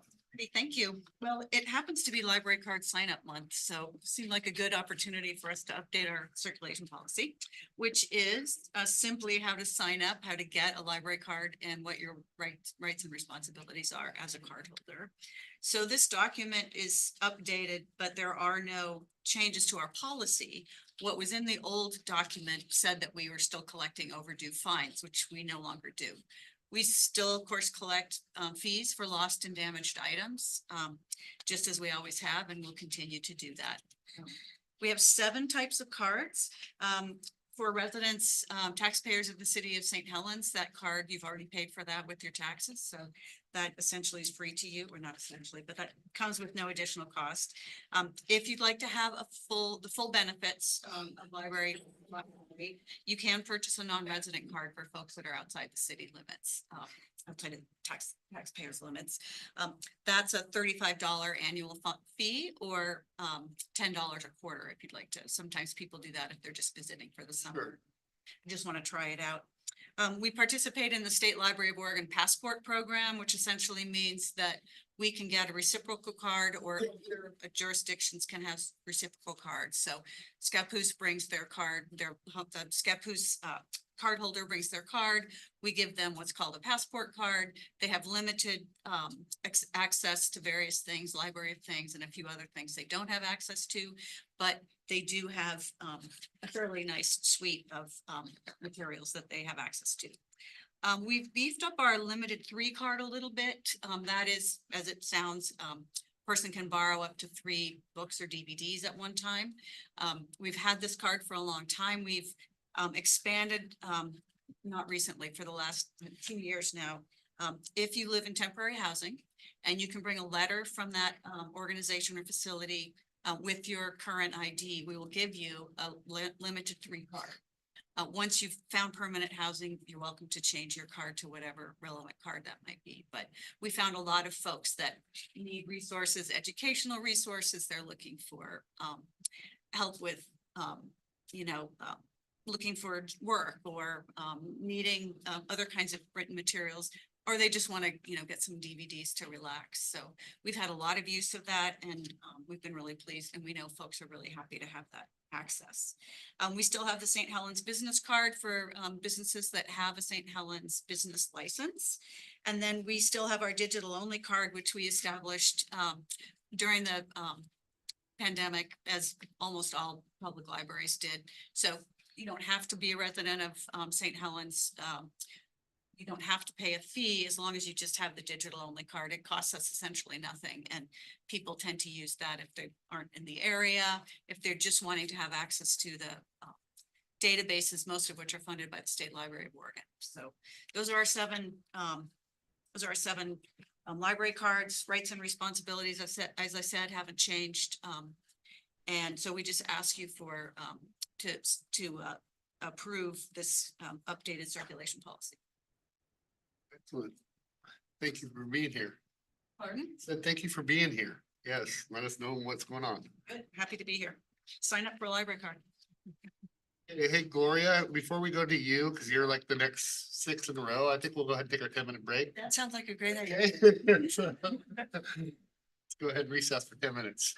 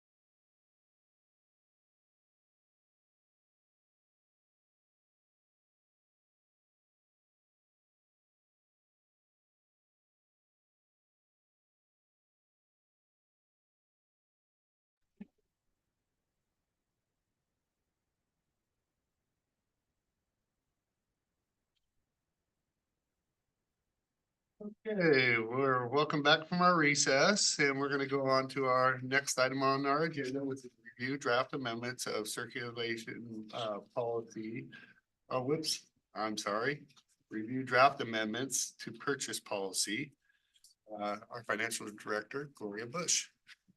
So I'm gonna just kind of give you a high level what has changed. So, you know, we have to go through the policies periodically and make sure that they're updated and conform with best practices and all of that. And so when I first started here a year and a half ago, I was, it was kind of one of my first things. One of the first tasks that I felt was important to get updated. I had a terrible time finding purchasing policies to begin with. And so went kind of from there, I went through best practices from the GFOA regarding purchasing policies and kind of designed them that way. And then just updated what I did find that was already in place here. So what it does is there's essentially the main things are establishing authority levels. So the council has the overarching authority level, right? But you don't want to have to look at every penny and dime, right, that we spend. We have a budget that we have to live within. Staff does and the departments do. So from there, we have our departments that should have their department heads should have a certain spending level in order to take care of their business, right? And then if that is over their level, then it goes to the city administrator. And he's got a certain overarching authority. And then if it's over his authority, it goes to council. And generally, when it goes to council, it's going to be a big ticket item. Whether or not it's in budget, it's a big ticket item, and we want to make sure that you're aware of what, you know, what's being purchased and why and all of that. So that's essentially what the purchasing policy does. I don't recall what page it gives the authority level assigned. Okay, so on page 4, do you have those before you, or I don't know if Kathy's able to pull those up. Anyway, what it does is it gives You gonna pull them up, Kathy? Okay. sorry, Kathy, it's okay. I didn't give her a very good heads up. Good. Well, I was gonna pull it up on mine and get into the agenda. On page 4, it basically starts with the department heads have up to $5,000 purchasing authority. This is if it's just a regular, you know, kind of bigger item. And I'm going to preface it saying that, like Mohammed, on these big projects for a $300,000 pay order, he's going to authorize that, and then it's going to go to the city administrator who authorizes that. You've already authorized it by honoring or accepting the bid, awarding the bid to the contractor. So as long as it's within that contract, Yes. it's within John's and the Mohammed's authority. Okay. Other than that, other than those kind of things, department head would be $5,000 or sorry. I got ahead of myself here. So department managers or departments have a 5,000 unless it's directed otherwise by the department director. Department directors have up to $10,000 authority, and then the administrator up to 50,000. So anything over 50,000 comes to council. Okay, so that's really the only thing that's, those are really the main things that are in this as far as changes and updates. All right, should we go on to, are we going to this? Let's go on to the policies. Yes. So the purchasing card policies and procedures manual was even harder for me to find if there was one. So I've pretty much put together this based on, so I started with this, the purchasing policies, and then went into the purchasing card policies. And so it's the same kind of level authorities. It establishes how a card is authorized. And so there's kind of an application process where say if a field employee, public works employee needs a card, that would be authorized by the department director. And so the public works director would say, yes, give so and so a purchasing card. That would come to finance. And so we've got all of the sign offs. Sure, you got. These are all authorized, yes. There's these steps. And so then we put them in the system, they're issued a card and they have a certain level of credit basically on that card. So they only have usually about $500 a month or per purchase. Sure, and if it needed to be more than that, they could go to the department head, could go on and do his thing. Exactly. Yes. Exactly. So it works up just kind of similar to the purchasing policies with those levels. So the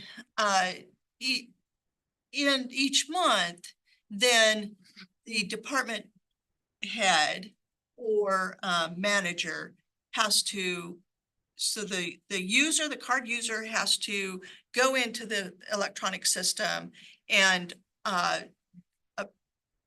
attach their receipts and all of the documentation and then approve that. And then it gets pushed to the next authority up. They look over those cards, those purchases, make sure that all of the attached documents are onto that. And then it goes up to finance. Yeah. And then once a month, we pay the bill. And so that's what you get basically at each month. You get what's called the purchasing card list. And that's aside from the AP lists. So Like gas cards, are there gas cards that are separate? There are gas cards that are separate, and those aren't the those are managed differently than the purchasing cards. So anyway, there's this also lays out certain things that you're not authorized to use the purchasing card for. In particular, things like meals. If you're out doing training, you're not supposed to purchase meals. Just because, and that is a best practice because it's with my auditor's hat on. Yeah. It's one of those big things. It's the most easy to fraudulently use. And it's one of those things that I have found that the public will question quicker than anything else. Sure. What are you buying at such and such restaurant? What are you buying at such and such restaurant? And why are all of these restaurant charges on all of these cards? And so, we as department heads would be questioned about those kind of charges. So we wanted, those are separate. Those are reimbursable. I was gonna say, they're still getting reimbursed for those meals if they went to a training. Right. Or Which segues into the training and travel policy. And so this is in the the personnel policies and it's just a section. And so we've changed this to be things like meals are totally reimbursable. There was, in the old policy, breakfast was such and such amount. Lunch was such and such, and so I've, gone through and standardized this more using the federal government guidelines. This is what the federal government uses. And there's many cities, states, other governmental agencies that have adopted these kind of guidelines and use what's called the CONUS rates, or, and they're the, GSA, CONUS. You go onto the website and it'll give you where you're going, you put in where you're going, and it says how much each meal is worth for that particular area. So say I was in Portland, I go on the website, I say I'm spending the night in Portland. Wait, because Portland's got a higher minimum wage and Right. it's a lot higher, yes. Right. And so site like Bend, if you go to Bend, it's usually higher there. But if you go to Salem, it's gonna be a lot lower. Not a lot, but so it puts everything on the same playing field. It makes everything equitable. That is basically the changes on all three of those policies. Then we asked you to look at the utility leak adjustment. I'm glad to see that you're here with that. Yes. Yeah, so this was an interesting fact finding. Huh? Over the last 6 months, you've authorized $21,738 in leak adjustments, which is. Did you say that was? Last three. Six, yeah. Of those, 9 of them exceeded $1,000. And so I kind of went through there and 2 were over 1,500, 3 were between 1,500 and 2,000, 4 were over 2,000, and 3 were over 2,500. So it's most of them, even if you talked about raising that to 1,500, that policy of bringing it to council, well, you'd still probably would have seen most of these, even at that. So my thought was, I started out thinking, okay, let's raise it to 2,000, either 2,000 or 2,500, just to decrease the amount of those that you were having to see. But then I came across the utility billing administrative rules, which are attached as an exhibit every time we do utility rate changes. That exhibit is attached. It has all the new utility rates and all of and in that has the leak adjustment language. There is no provision in there that says it has to go to council.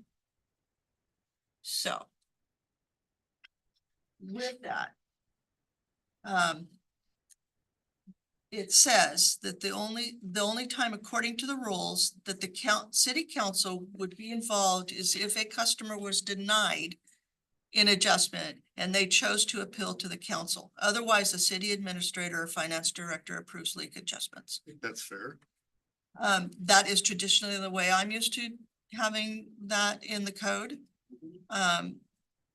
That's what I'm used to seeing, and so I wasn't surprised when I saw it, other than I was surprised that you guys have been doing this. Big dollar amount, they've always came to council since I've been here. I don't know, yeah. Yeah.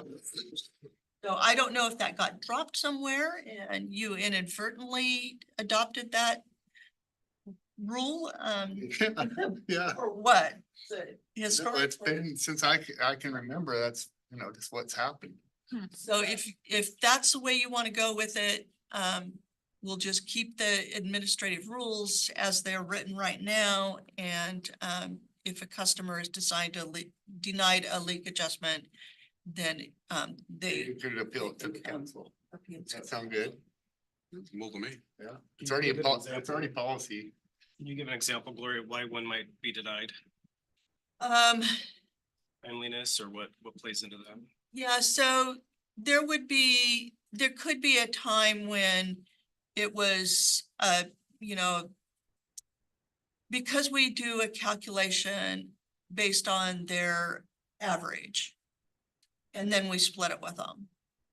And if they want the full leak adjustment, they say they've paid, you know, $5,000 on water over the last 3 months, and we're only giving them $2,500 leak adjustment, they would probably want to come talk to you.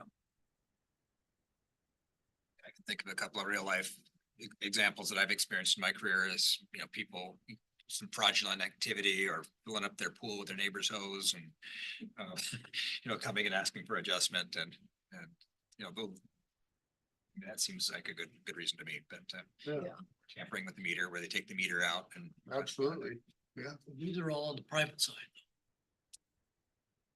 It has to run through the meter. It has to run through the meter to be able to, So it's pretty much it's their problem. You're just giving them a break because they have. Right. From city to city, it varies so much. I believe Salem won't give a leak adjustment at all. In Independence, we gave a leak adjustment once a year. In Siletz, it was once for the lifetime of the property, regardless of ownership. So. Same way, they don't Yeah, beg and maybe Yeah. something, but. right. So it's varies a lot. Leaks, you know, they always come to us and they've always had 3 months of knowing something's happening. They pick it up in the first month. yeah, it's a good question, especially after we went from every other month billing to monthly billing. Right. That they used to be that there was, I can made see that made that. sense, right? Right, and I would have to look for how we're doing it here, but I believe we're doing it similar to what we did in Independence, where you, even if you had a 3-month leak, you'd only get an adjustment on 2 of those months. And the clock starts at the time either they were notified, the customer is notified by us, or the customer notified us of a leak. So the time of discovery, you've got like 60 days to get it fixed. And I think that's reasonable. Yeah, I think that's fair. Our software is a lot better at flagging those high alarm kind of accounts and. right. Yeah. Yeah, so there's a high usage report that can come out, you know, with every read each month, and that high usage report is reviewed. We don't catch them all, of course, but we review the really high ones and call the customer and say, hey, you might have a leak, and you go, and there's a way you can check your meter and make sure yes or no whether you've got it. Leak. So we have the proper policy already in place is what I. We do. Okay. Yep. Yep. All right. Process presentation. Yeah, so this is kind of a funner one. I've done this one a couple times for council. And just to kind of, I know some of you been here for, you know, years and kind of understand the audit process, and others are newer to it. And then too, we've got citizens that don't always pay attention to when we have a audit report or anything like that, or when we're talking about audit. So this is kind of my opportunity to talk about what that process is. Next page. Find myself again. Should change.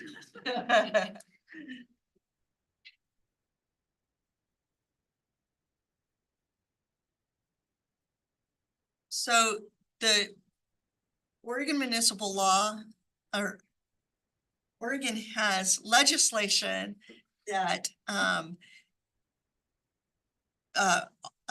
requires any city or taxing jurisdiction to have an audit.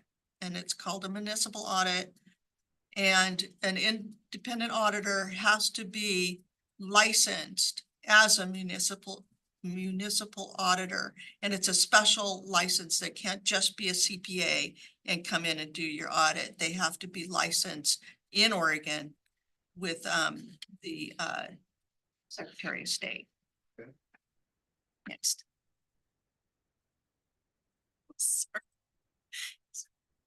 So we begin with the audit engagement. Right now, it's really hard to find an auditor, so I would normally begin this with finding an auditor, going out with an RFP to have an auditor, various auditors send us proposals and their rates and all of that. But right now, the environment, and this is nationwide, it's a nationwide problem right now, is finding auditors. So we aren't going out for proposal as long as our auditor is, as long as we're satisfied with the audit and the process and everything from the auditor that we currently have. We're not going to go out for an RFP at this time. If anything changes, I would come to the council and say, hey, it might be time. So the auditor sent us an engagement letter. We signed that, and it has all of the rules of the engagement. It's basically the contract for the year. And then we schedule preliminary field work, which is usually in May or June. They come in and do a whole lot of testing in our systems, testing invoices. They look at all kinds of stuff. They test our processes and make sure that we're documenting everything. So once they've done that, then we schedule the actual audit. This year, it's going to be towards the end of October. This is because they don't, even if they come here, and they have the last couple of years, they've come for their audit in September, and then they do all of this, their initial stuff, and then they are off on doing school audits, because school audits absolutely have the drop dead deadline of December 31st. That is really our deadline too. However, we don't have enough auditors out there to do the work. So this is what we have to live with. The auditors give us what's a prepared by client list, and it's a list of documents and that we put together, and we do all of the reconciliations of all of their accounts and in order to give it to the auditors to do the financial statements. Next page. The control documentation is the auditors go through and see how our internal controls are working. We document all of that. And then they send inquiry letters to you. And so those letters are really important. They require those from you. And it helps us to know if we're, helps us in finance and administration, as well as the auditors, to know if we're communicating well enough with you. So it's important for you to give those back. And if you see anything, if you see anything that seems untoward, I hope that you talk to me about it. But definitely, if you see something, you should also talk to the auditors about that. The auditors perform interviews with management and the office staff, and then they do all of the rest of their testing during the interim. So in year-end closing, I confirm with all of the departments that the budgets, the budget to actuals look good. I send out, budget to actual reports every month to the departments. They have the opportunity to look those over, question us with anything that they might think is miscoded, and we make all of those fixes throughout the year. And so at the end of the year, they've got that final opportunity to say, no, you know, this doesn't look right. So we make sure everybody's comfortable with what they see. And then we reconcile the year end, make sure that by this time, I've already got the prior year fund balances because I've put them in your budget, in your proposed budget. We reconcile the assets and liabilities and make sure that those all tie when they go to the auditor. And then we prepare the financial reports. Most of the financial report preparation is on the audit. We would need a couple more people on staff in order to be able to prepare those financial reports that are in that audit report to be able to do those in-house. Next. So one of the big things in this as far as the audit is grants and single audits. So if we spend on grants over $750,000, we have what's called a single audit. And it's kind of separate and above the regular audit. And it's taking a deep dive at how we're expending on those grants. They look at the grant contracts, and then that single audit is reported to the federal government. And it's a whole new, different accountability there. We have a lot of those going on because of the different grants. We do, we have, yeah, yep. And we will again this year. Thank you to the state for from the waterfront. Right.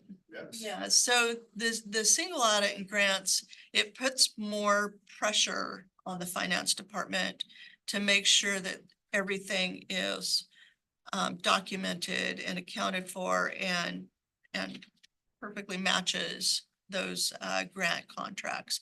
So those are super, super important that we keep an eye on.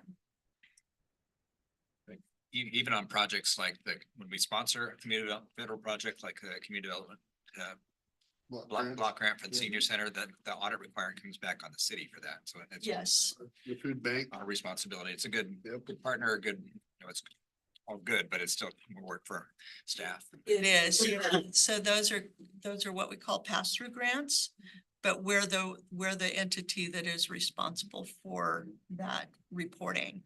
And so, yes, it puts a little bit more pressure just because we have to count on in this case, the food banks, financial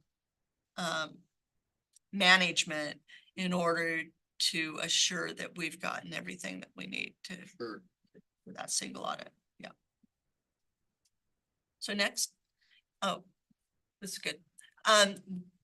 So at the end of the audit, I write up the management's discussion and analysis. That's one of the first sections of that audit report. When you receive that audit report, if you look at nothing else, if you looked at the management discuss, we call it an MD&A, and read through that, you'd basically find most of the information that you want as far as where the city is financially, basically. And so what we have spent on in grants, where our fund balances are, how they've changed, what the big projects are, how our budget is comparing year over year. So that MD&A is probably one of the meatier parts, and it's only a few pages. So if you look at nothing else. And then there's the attorney letter, the the auditors require us to send the attorney a letter asking for anything that may have happened that is, that may be a material, item, material meaning, some litigation or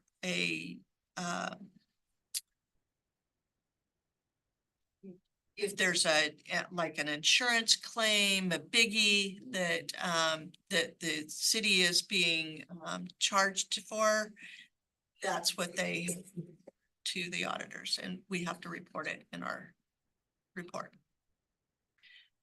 And so then the auditors issue another letter to you all and, just kind of saying, okay, this is what we found, or we've found nothing, everything's good. And then the final audit report is issued, and then we distribute it to our regulatory agencies. One of the regulatory agencies we send it to is the Municipal Securities Administration, and I call it EMA, and that's the reporting platform where I go in, and these are the ones where our debt, it's our debt reporting basically. And the MSRB is they are the overarching reporting folks for all of our disclosures on our debt. That's probably further in the weeds than you want it. But it is, Emma. yeah, good old Emma. But yeah, that's one of the few. So I'm open to questions. Two things just for clarification, Gloria. So an auditor, are there specific requirements for like who is an auditor? Okay. So can you briefly just touch on what that is? Are they licensed or how does that work? Sure. So a municipal auditor is CPA first. So they've, gone to school, they've got their CPA license, and then they have to go to the state and the Secretary of State Audits Division is where they get their municipal audit license. And they have to go through a special screening. They get basically audited. Their firm gets audited by other auditors. There's these special auditors out there that come in and look at all of the auditor's documentation. They'll look at a couple of their clients. So they would look at maybe us and another city and make sure that they've documented all of their audit. And that's required. So the auditors are being audited. Auditors are being audited. Yes, they are. And then another clarification, just an actual audit has all of these things that you talked about. Other things that, might be presented to people could be like a financial report or something like that, but that's not an actual audit. Right. there's So difference there. there is different levels of audit. We call it audit, but, and the, Oregon auditors, the Secretary of State Audits Division, manages this. So there's an audit. There's a, review in lieu of audit. It's called a review, basically. And it's more of a, they test, the controls, the internal controls, they look at all of that stuff. Excuse me, but they're really not looking at transaction. They're looking at how the processes are done, how those transactions are transacted, but they're not looking at all of the financial stuff like in an audit. Excuse me. It's a third party, right? Right. And then the other one is a report in lieu of audit. And that's what we've been preparing for the urban renewal. And We will do that again this year, but next year we'll probably have to have a review, either a review or a full audit. Excuse me. Well, I think, I mean, the budgets are very complex and, you know, you can try to question every, like you said, the meal portion of, well, you know, for our employees, our training and stuff, and, you know, am I gonna be able to remember a year out, a year and 2 months out from, you know, a budget that was audited and what is this? And I'm like, I don't know, but it's on your card. So, so I really appreciate our auditors are audited. You go through this extraneous process with your team upstairs who helps file it. You will also oversee all that. Then it goes to an auditor, then the auditors are also audited. Right. Yeah. Yep, so it keeps everything on the up and up. One fun fact about auditing is that Oregon has its process, but Washington has a process where use the independent review. You can, you're welcome to do that, but the state actually through the Secretary assigns each city or agency auditor. Right. The, yeah, so yeah, in Washington, the state audit division does the audits. And in Oregon, because of the problem with finding auditors, this has kind of been a discussion to happen in Oregon. A division, yeah. Yeah, but of course, the state can't bring up all of those auditors either, right? Sure. So You're gonna find it. it's right, exactly. So what they did in the legislature is they've lowered some of the criteria that requires a full-on audit. So that more entities will be allowed to do a review instead of audit, which has helped kind of take off some of that pressure. Just to do the reviews. Do reviews instead of full-on audits, yes. Yeah. All right. Well, thank you for all the clarification and all your hard efforts and helping us tighten the belt. Yes. Good fun fact, John. Fun fact and audit don't usually go together. That's just No, they don't. They really don't. So let's review the League of Oregon Cities, what their priorities are. That's coming up in October for all of us and. it is, and we have basically one more meeting, and if you want, let's see, when I try to knock it out today here. And what I've done is taken a copy of what's in the agenda, and went through a highlighter and kind of reviewed it with what's best for St. Helens, for my window, and what's good for Oregon cities. And so it's kind of. So maybe we'll take this, we can wait till next meeting, right? Because should we? Talking about it for. Yeah, for meeting. I know. I'm just go through it and try to. John, what you highlighted is what you believe our focus to be? Is that what you just said? That's where I I'm think going. that could target us. Just trying to, with the loser, distill this down to 5. The 5 is what we need, right? Yeah, there's 7 policy committees, there's 23 policies in this document. They're all important. They all have, there's valuable things, and it's really the league's highest priority. You highlighted a lot more than 5. I did, and I will point out that the Community and Economic Development Committee and the Water and Wastewater Committee have the exact same policy. So it's for infrastructure funding, it's their priority, which I felt like it is for us as well. Yeah, it is. So that was seemed like a good must have. I would say for sure. What's that? The very first one's Community and Economic Development Committee. And then down at the very bottom on page 17 is the wastewater committee, and it's the exact word for word same. Policy committees worked independently, then worked together, and they said, no, this is what we want. So 2 of those committees are recommending that policy is there. Other things, employment, lands readiness, it was something, the RISIS program, regionally significant industrial lands program that we potentially would benefit pretty handsomely from the industrial park investment, especially for working with private money to put. If we put city money into the property for development of infrastructure, we're able to get that back out, but not in the form of tax. Property tax abatement. It's actually through the state, through the income tax. So the income tax repays the city's investment over time. So that program's been kind of on and off the last couple of years. It's got recapitalized last session.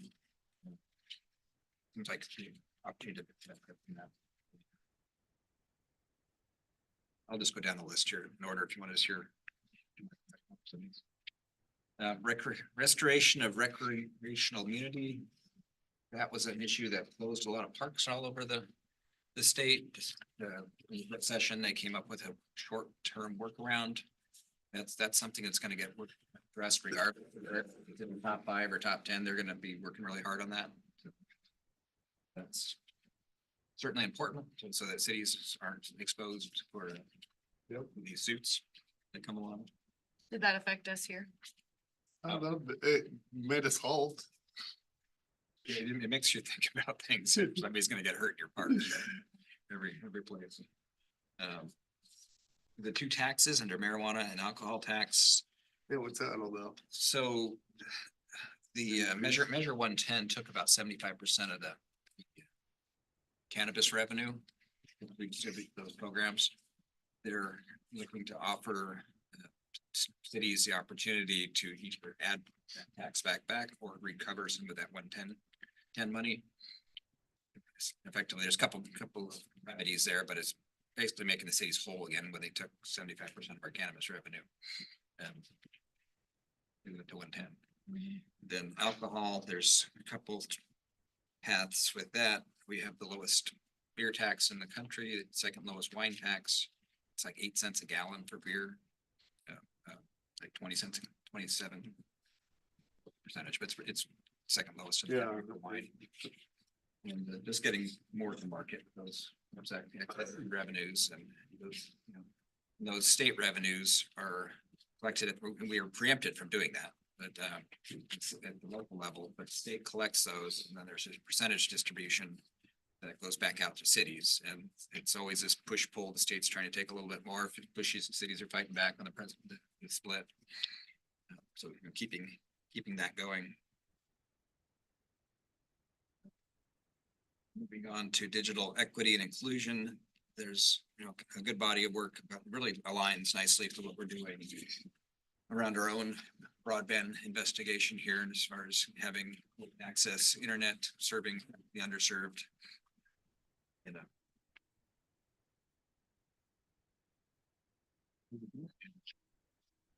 That we should, digital, the internet is probably already become by most as important as any other utility as far as water, sewer, air we breathe almost to some of you. Take away the Wi-Fi signal for very long, or turn off your water or power. And I don't see it getting any less important to people. And then lastly, the 2025 transportation package, that is just a slew of kind of a collage of all the other policies around transportation, looking at the way we tax gas, our vehicles, vehicle miles, carbonization bits, looking at revenues to sustain the transportation systems of the future. I think that's it. There's really 7. About wastewater and wastewater committee and community and economic development committee are kind of the same as what. Their policy is identical. What they came up with is this infrastructure funding being there. They're both of their priorities. So we got 5. I would like to see the community safety and neighborhood livability added to that, as I think that's a huge problem we're facing. Personally, and really the whole county. Let's see. Or on page of them. Yeah, I did not, some of the social justice types of policies, the housing things and things of that nature were.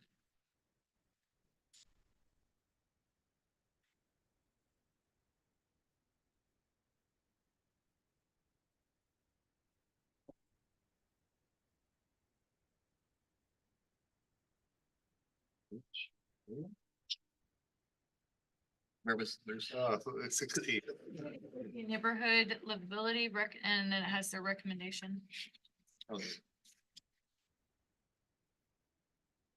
yes, that one is funding that supports streets that are not controlled by ODOT. So they meet this qualification of a great street criteria, but they're not an ODOT facility, so there's not ODOT state channel money going to them. There's other revenues that are coming from other sources. And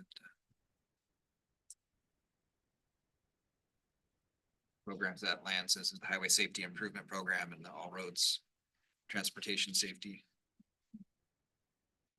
They're all good. I mean, they're all good policies. Well, I like the continued addiction policy reform too, just continue to keep our, that would be one that. The marijuana tax and alcohol tax are gonna happen if they happen. I mean, that's kind of, That's the way, another way to look at it too. yeah, I mean, that really truly is, versus this is already something that we've cried out to as cities. And actually got the reform of Measure 110. And now need to continue to watch it. Yeah, you could check off restoration of the recreational immunity and both of the taxes and Well, yeah. give yourself a couple more, because those are gonna. Yeah. So we could do both, what you're saying. But I don't know about the streets and the state funding for that. That's more money for streets, and streets certainly need more money, so. They definitely need more money.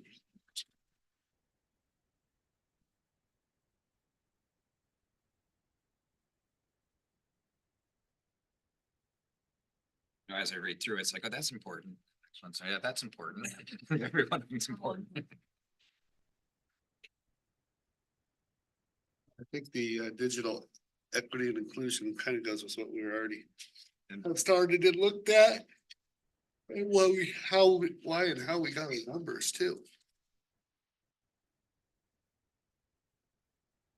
Even that, trade that one for something else. So a reasonably be a good path that all the new policies around AI and the future of, how that's gonna. That's local scary. government, and that's all kind of in that same wheelhouse there. AI freaks me out. Taking all our power. It is.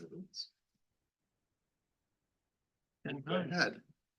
Takes 5 times a Google search. Yeah, it might have been 10 times.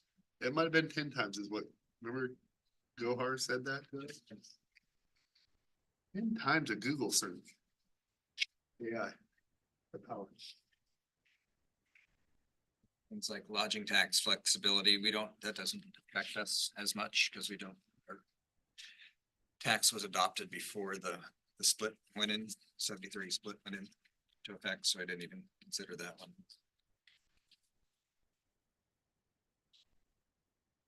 Well, this applies much to us as a city, but funding and expanding public and intercommunity transit caught my attention. There's a big need for that. I noticed that too, it's 1%. So many things.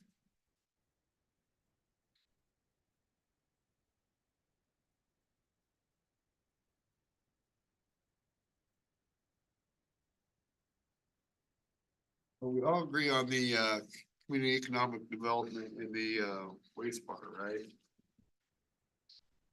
They're kind of. Infrastructure funding. Yeah, one of the same, right? Infrastructure funding, yeah. They literally are the same. So they're the same, so that's one. We agree on appointment land readiness and availability. Yeah, I do. Yeah. What was that one, Rick? The employment lands readiness and availability. Make fun for us with all of the Yes, land we it have does. here to try to build industry. So then we had the talk of the digital equity inclusion, but we've come a long ways with that. Have we come long enough for that? We already have some grant funding from that. And have the readiness for that. That's not as much about grant, it's more about the policy and the other the four other policies or three other policies below it there. About AI and resiliency, future proofing, and cybersecurity. Well, I would like that then. AI, freak me out. There's three. The transportation package, I want to touch on that one. Yeah, I think that's a good one. I think Councilor Sunday's right. We have like 2 buses that go out of maybe 3. And go to Rock Creek and to Philly Island Bridge, or does it go downtown? It's just the bridge. Yeah. So,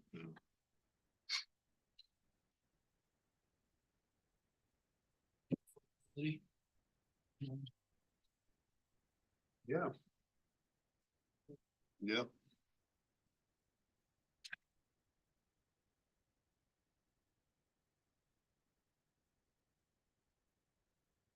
Actually, I did, I forgot to highlight the own committee I co-chair on and. This one, yeah. Which one?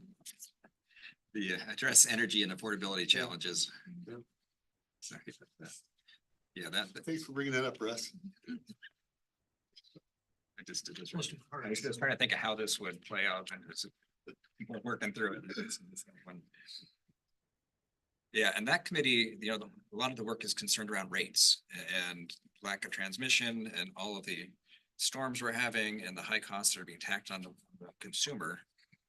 And not moving to alternative fuels and sources until we have once we have the rate piece under control. Yes. So there's a lot of, several people in the community representing, underserved.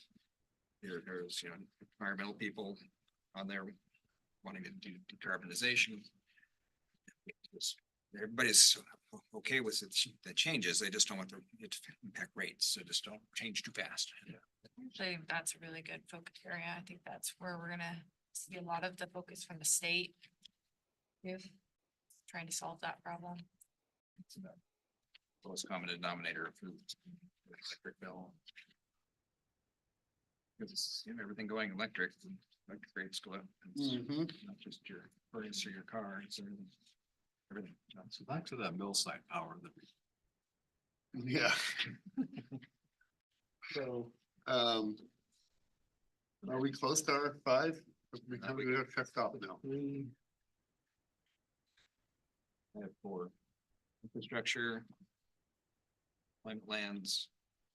Energy affordability. Transportation. Then. Well, the one with the identical policy, counts We're as not 1, counting not 2. Yeah, we're not counting that. Definitely wanted to continue addiction policy reform. Like a lot of that work is being done though, too. If you read it, it's really talking about Measure 110 and kind of the effect of that. Really kind of goes along with what you said about the taxes.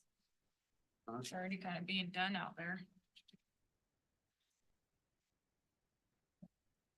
I don't mind.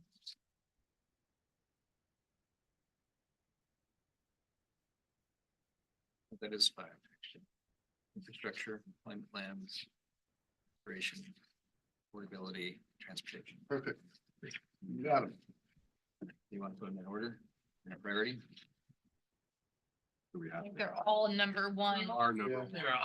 It's gonna ask me when I put it in there. Different numbers. All right, but infrastructure number 1. And we will kind of went right to that. Yeah, and I think, yeah. Okay.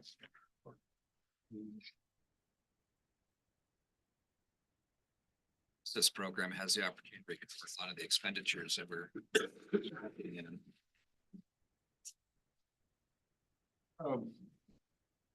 Get all the numbers down. Do we have an executive session? Do we need to go into one? Okay, well, I'm gonna move your report till tonight I then. was gonna say, can we skip John's report? Yeah. and go Sure. Later. Yep. Be brief. So we're gonna go ahead and adjourn and we're gonna be going, but before I'm gonna let you announce again, like we did previously announce, we're gonna be going to executive session under ORS 119.6602E. Real property and ORS 1. Or S 192.6602H, consulting with counsel. That we are adjourned.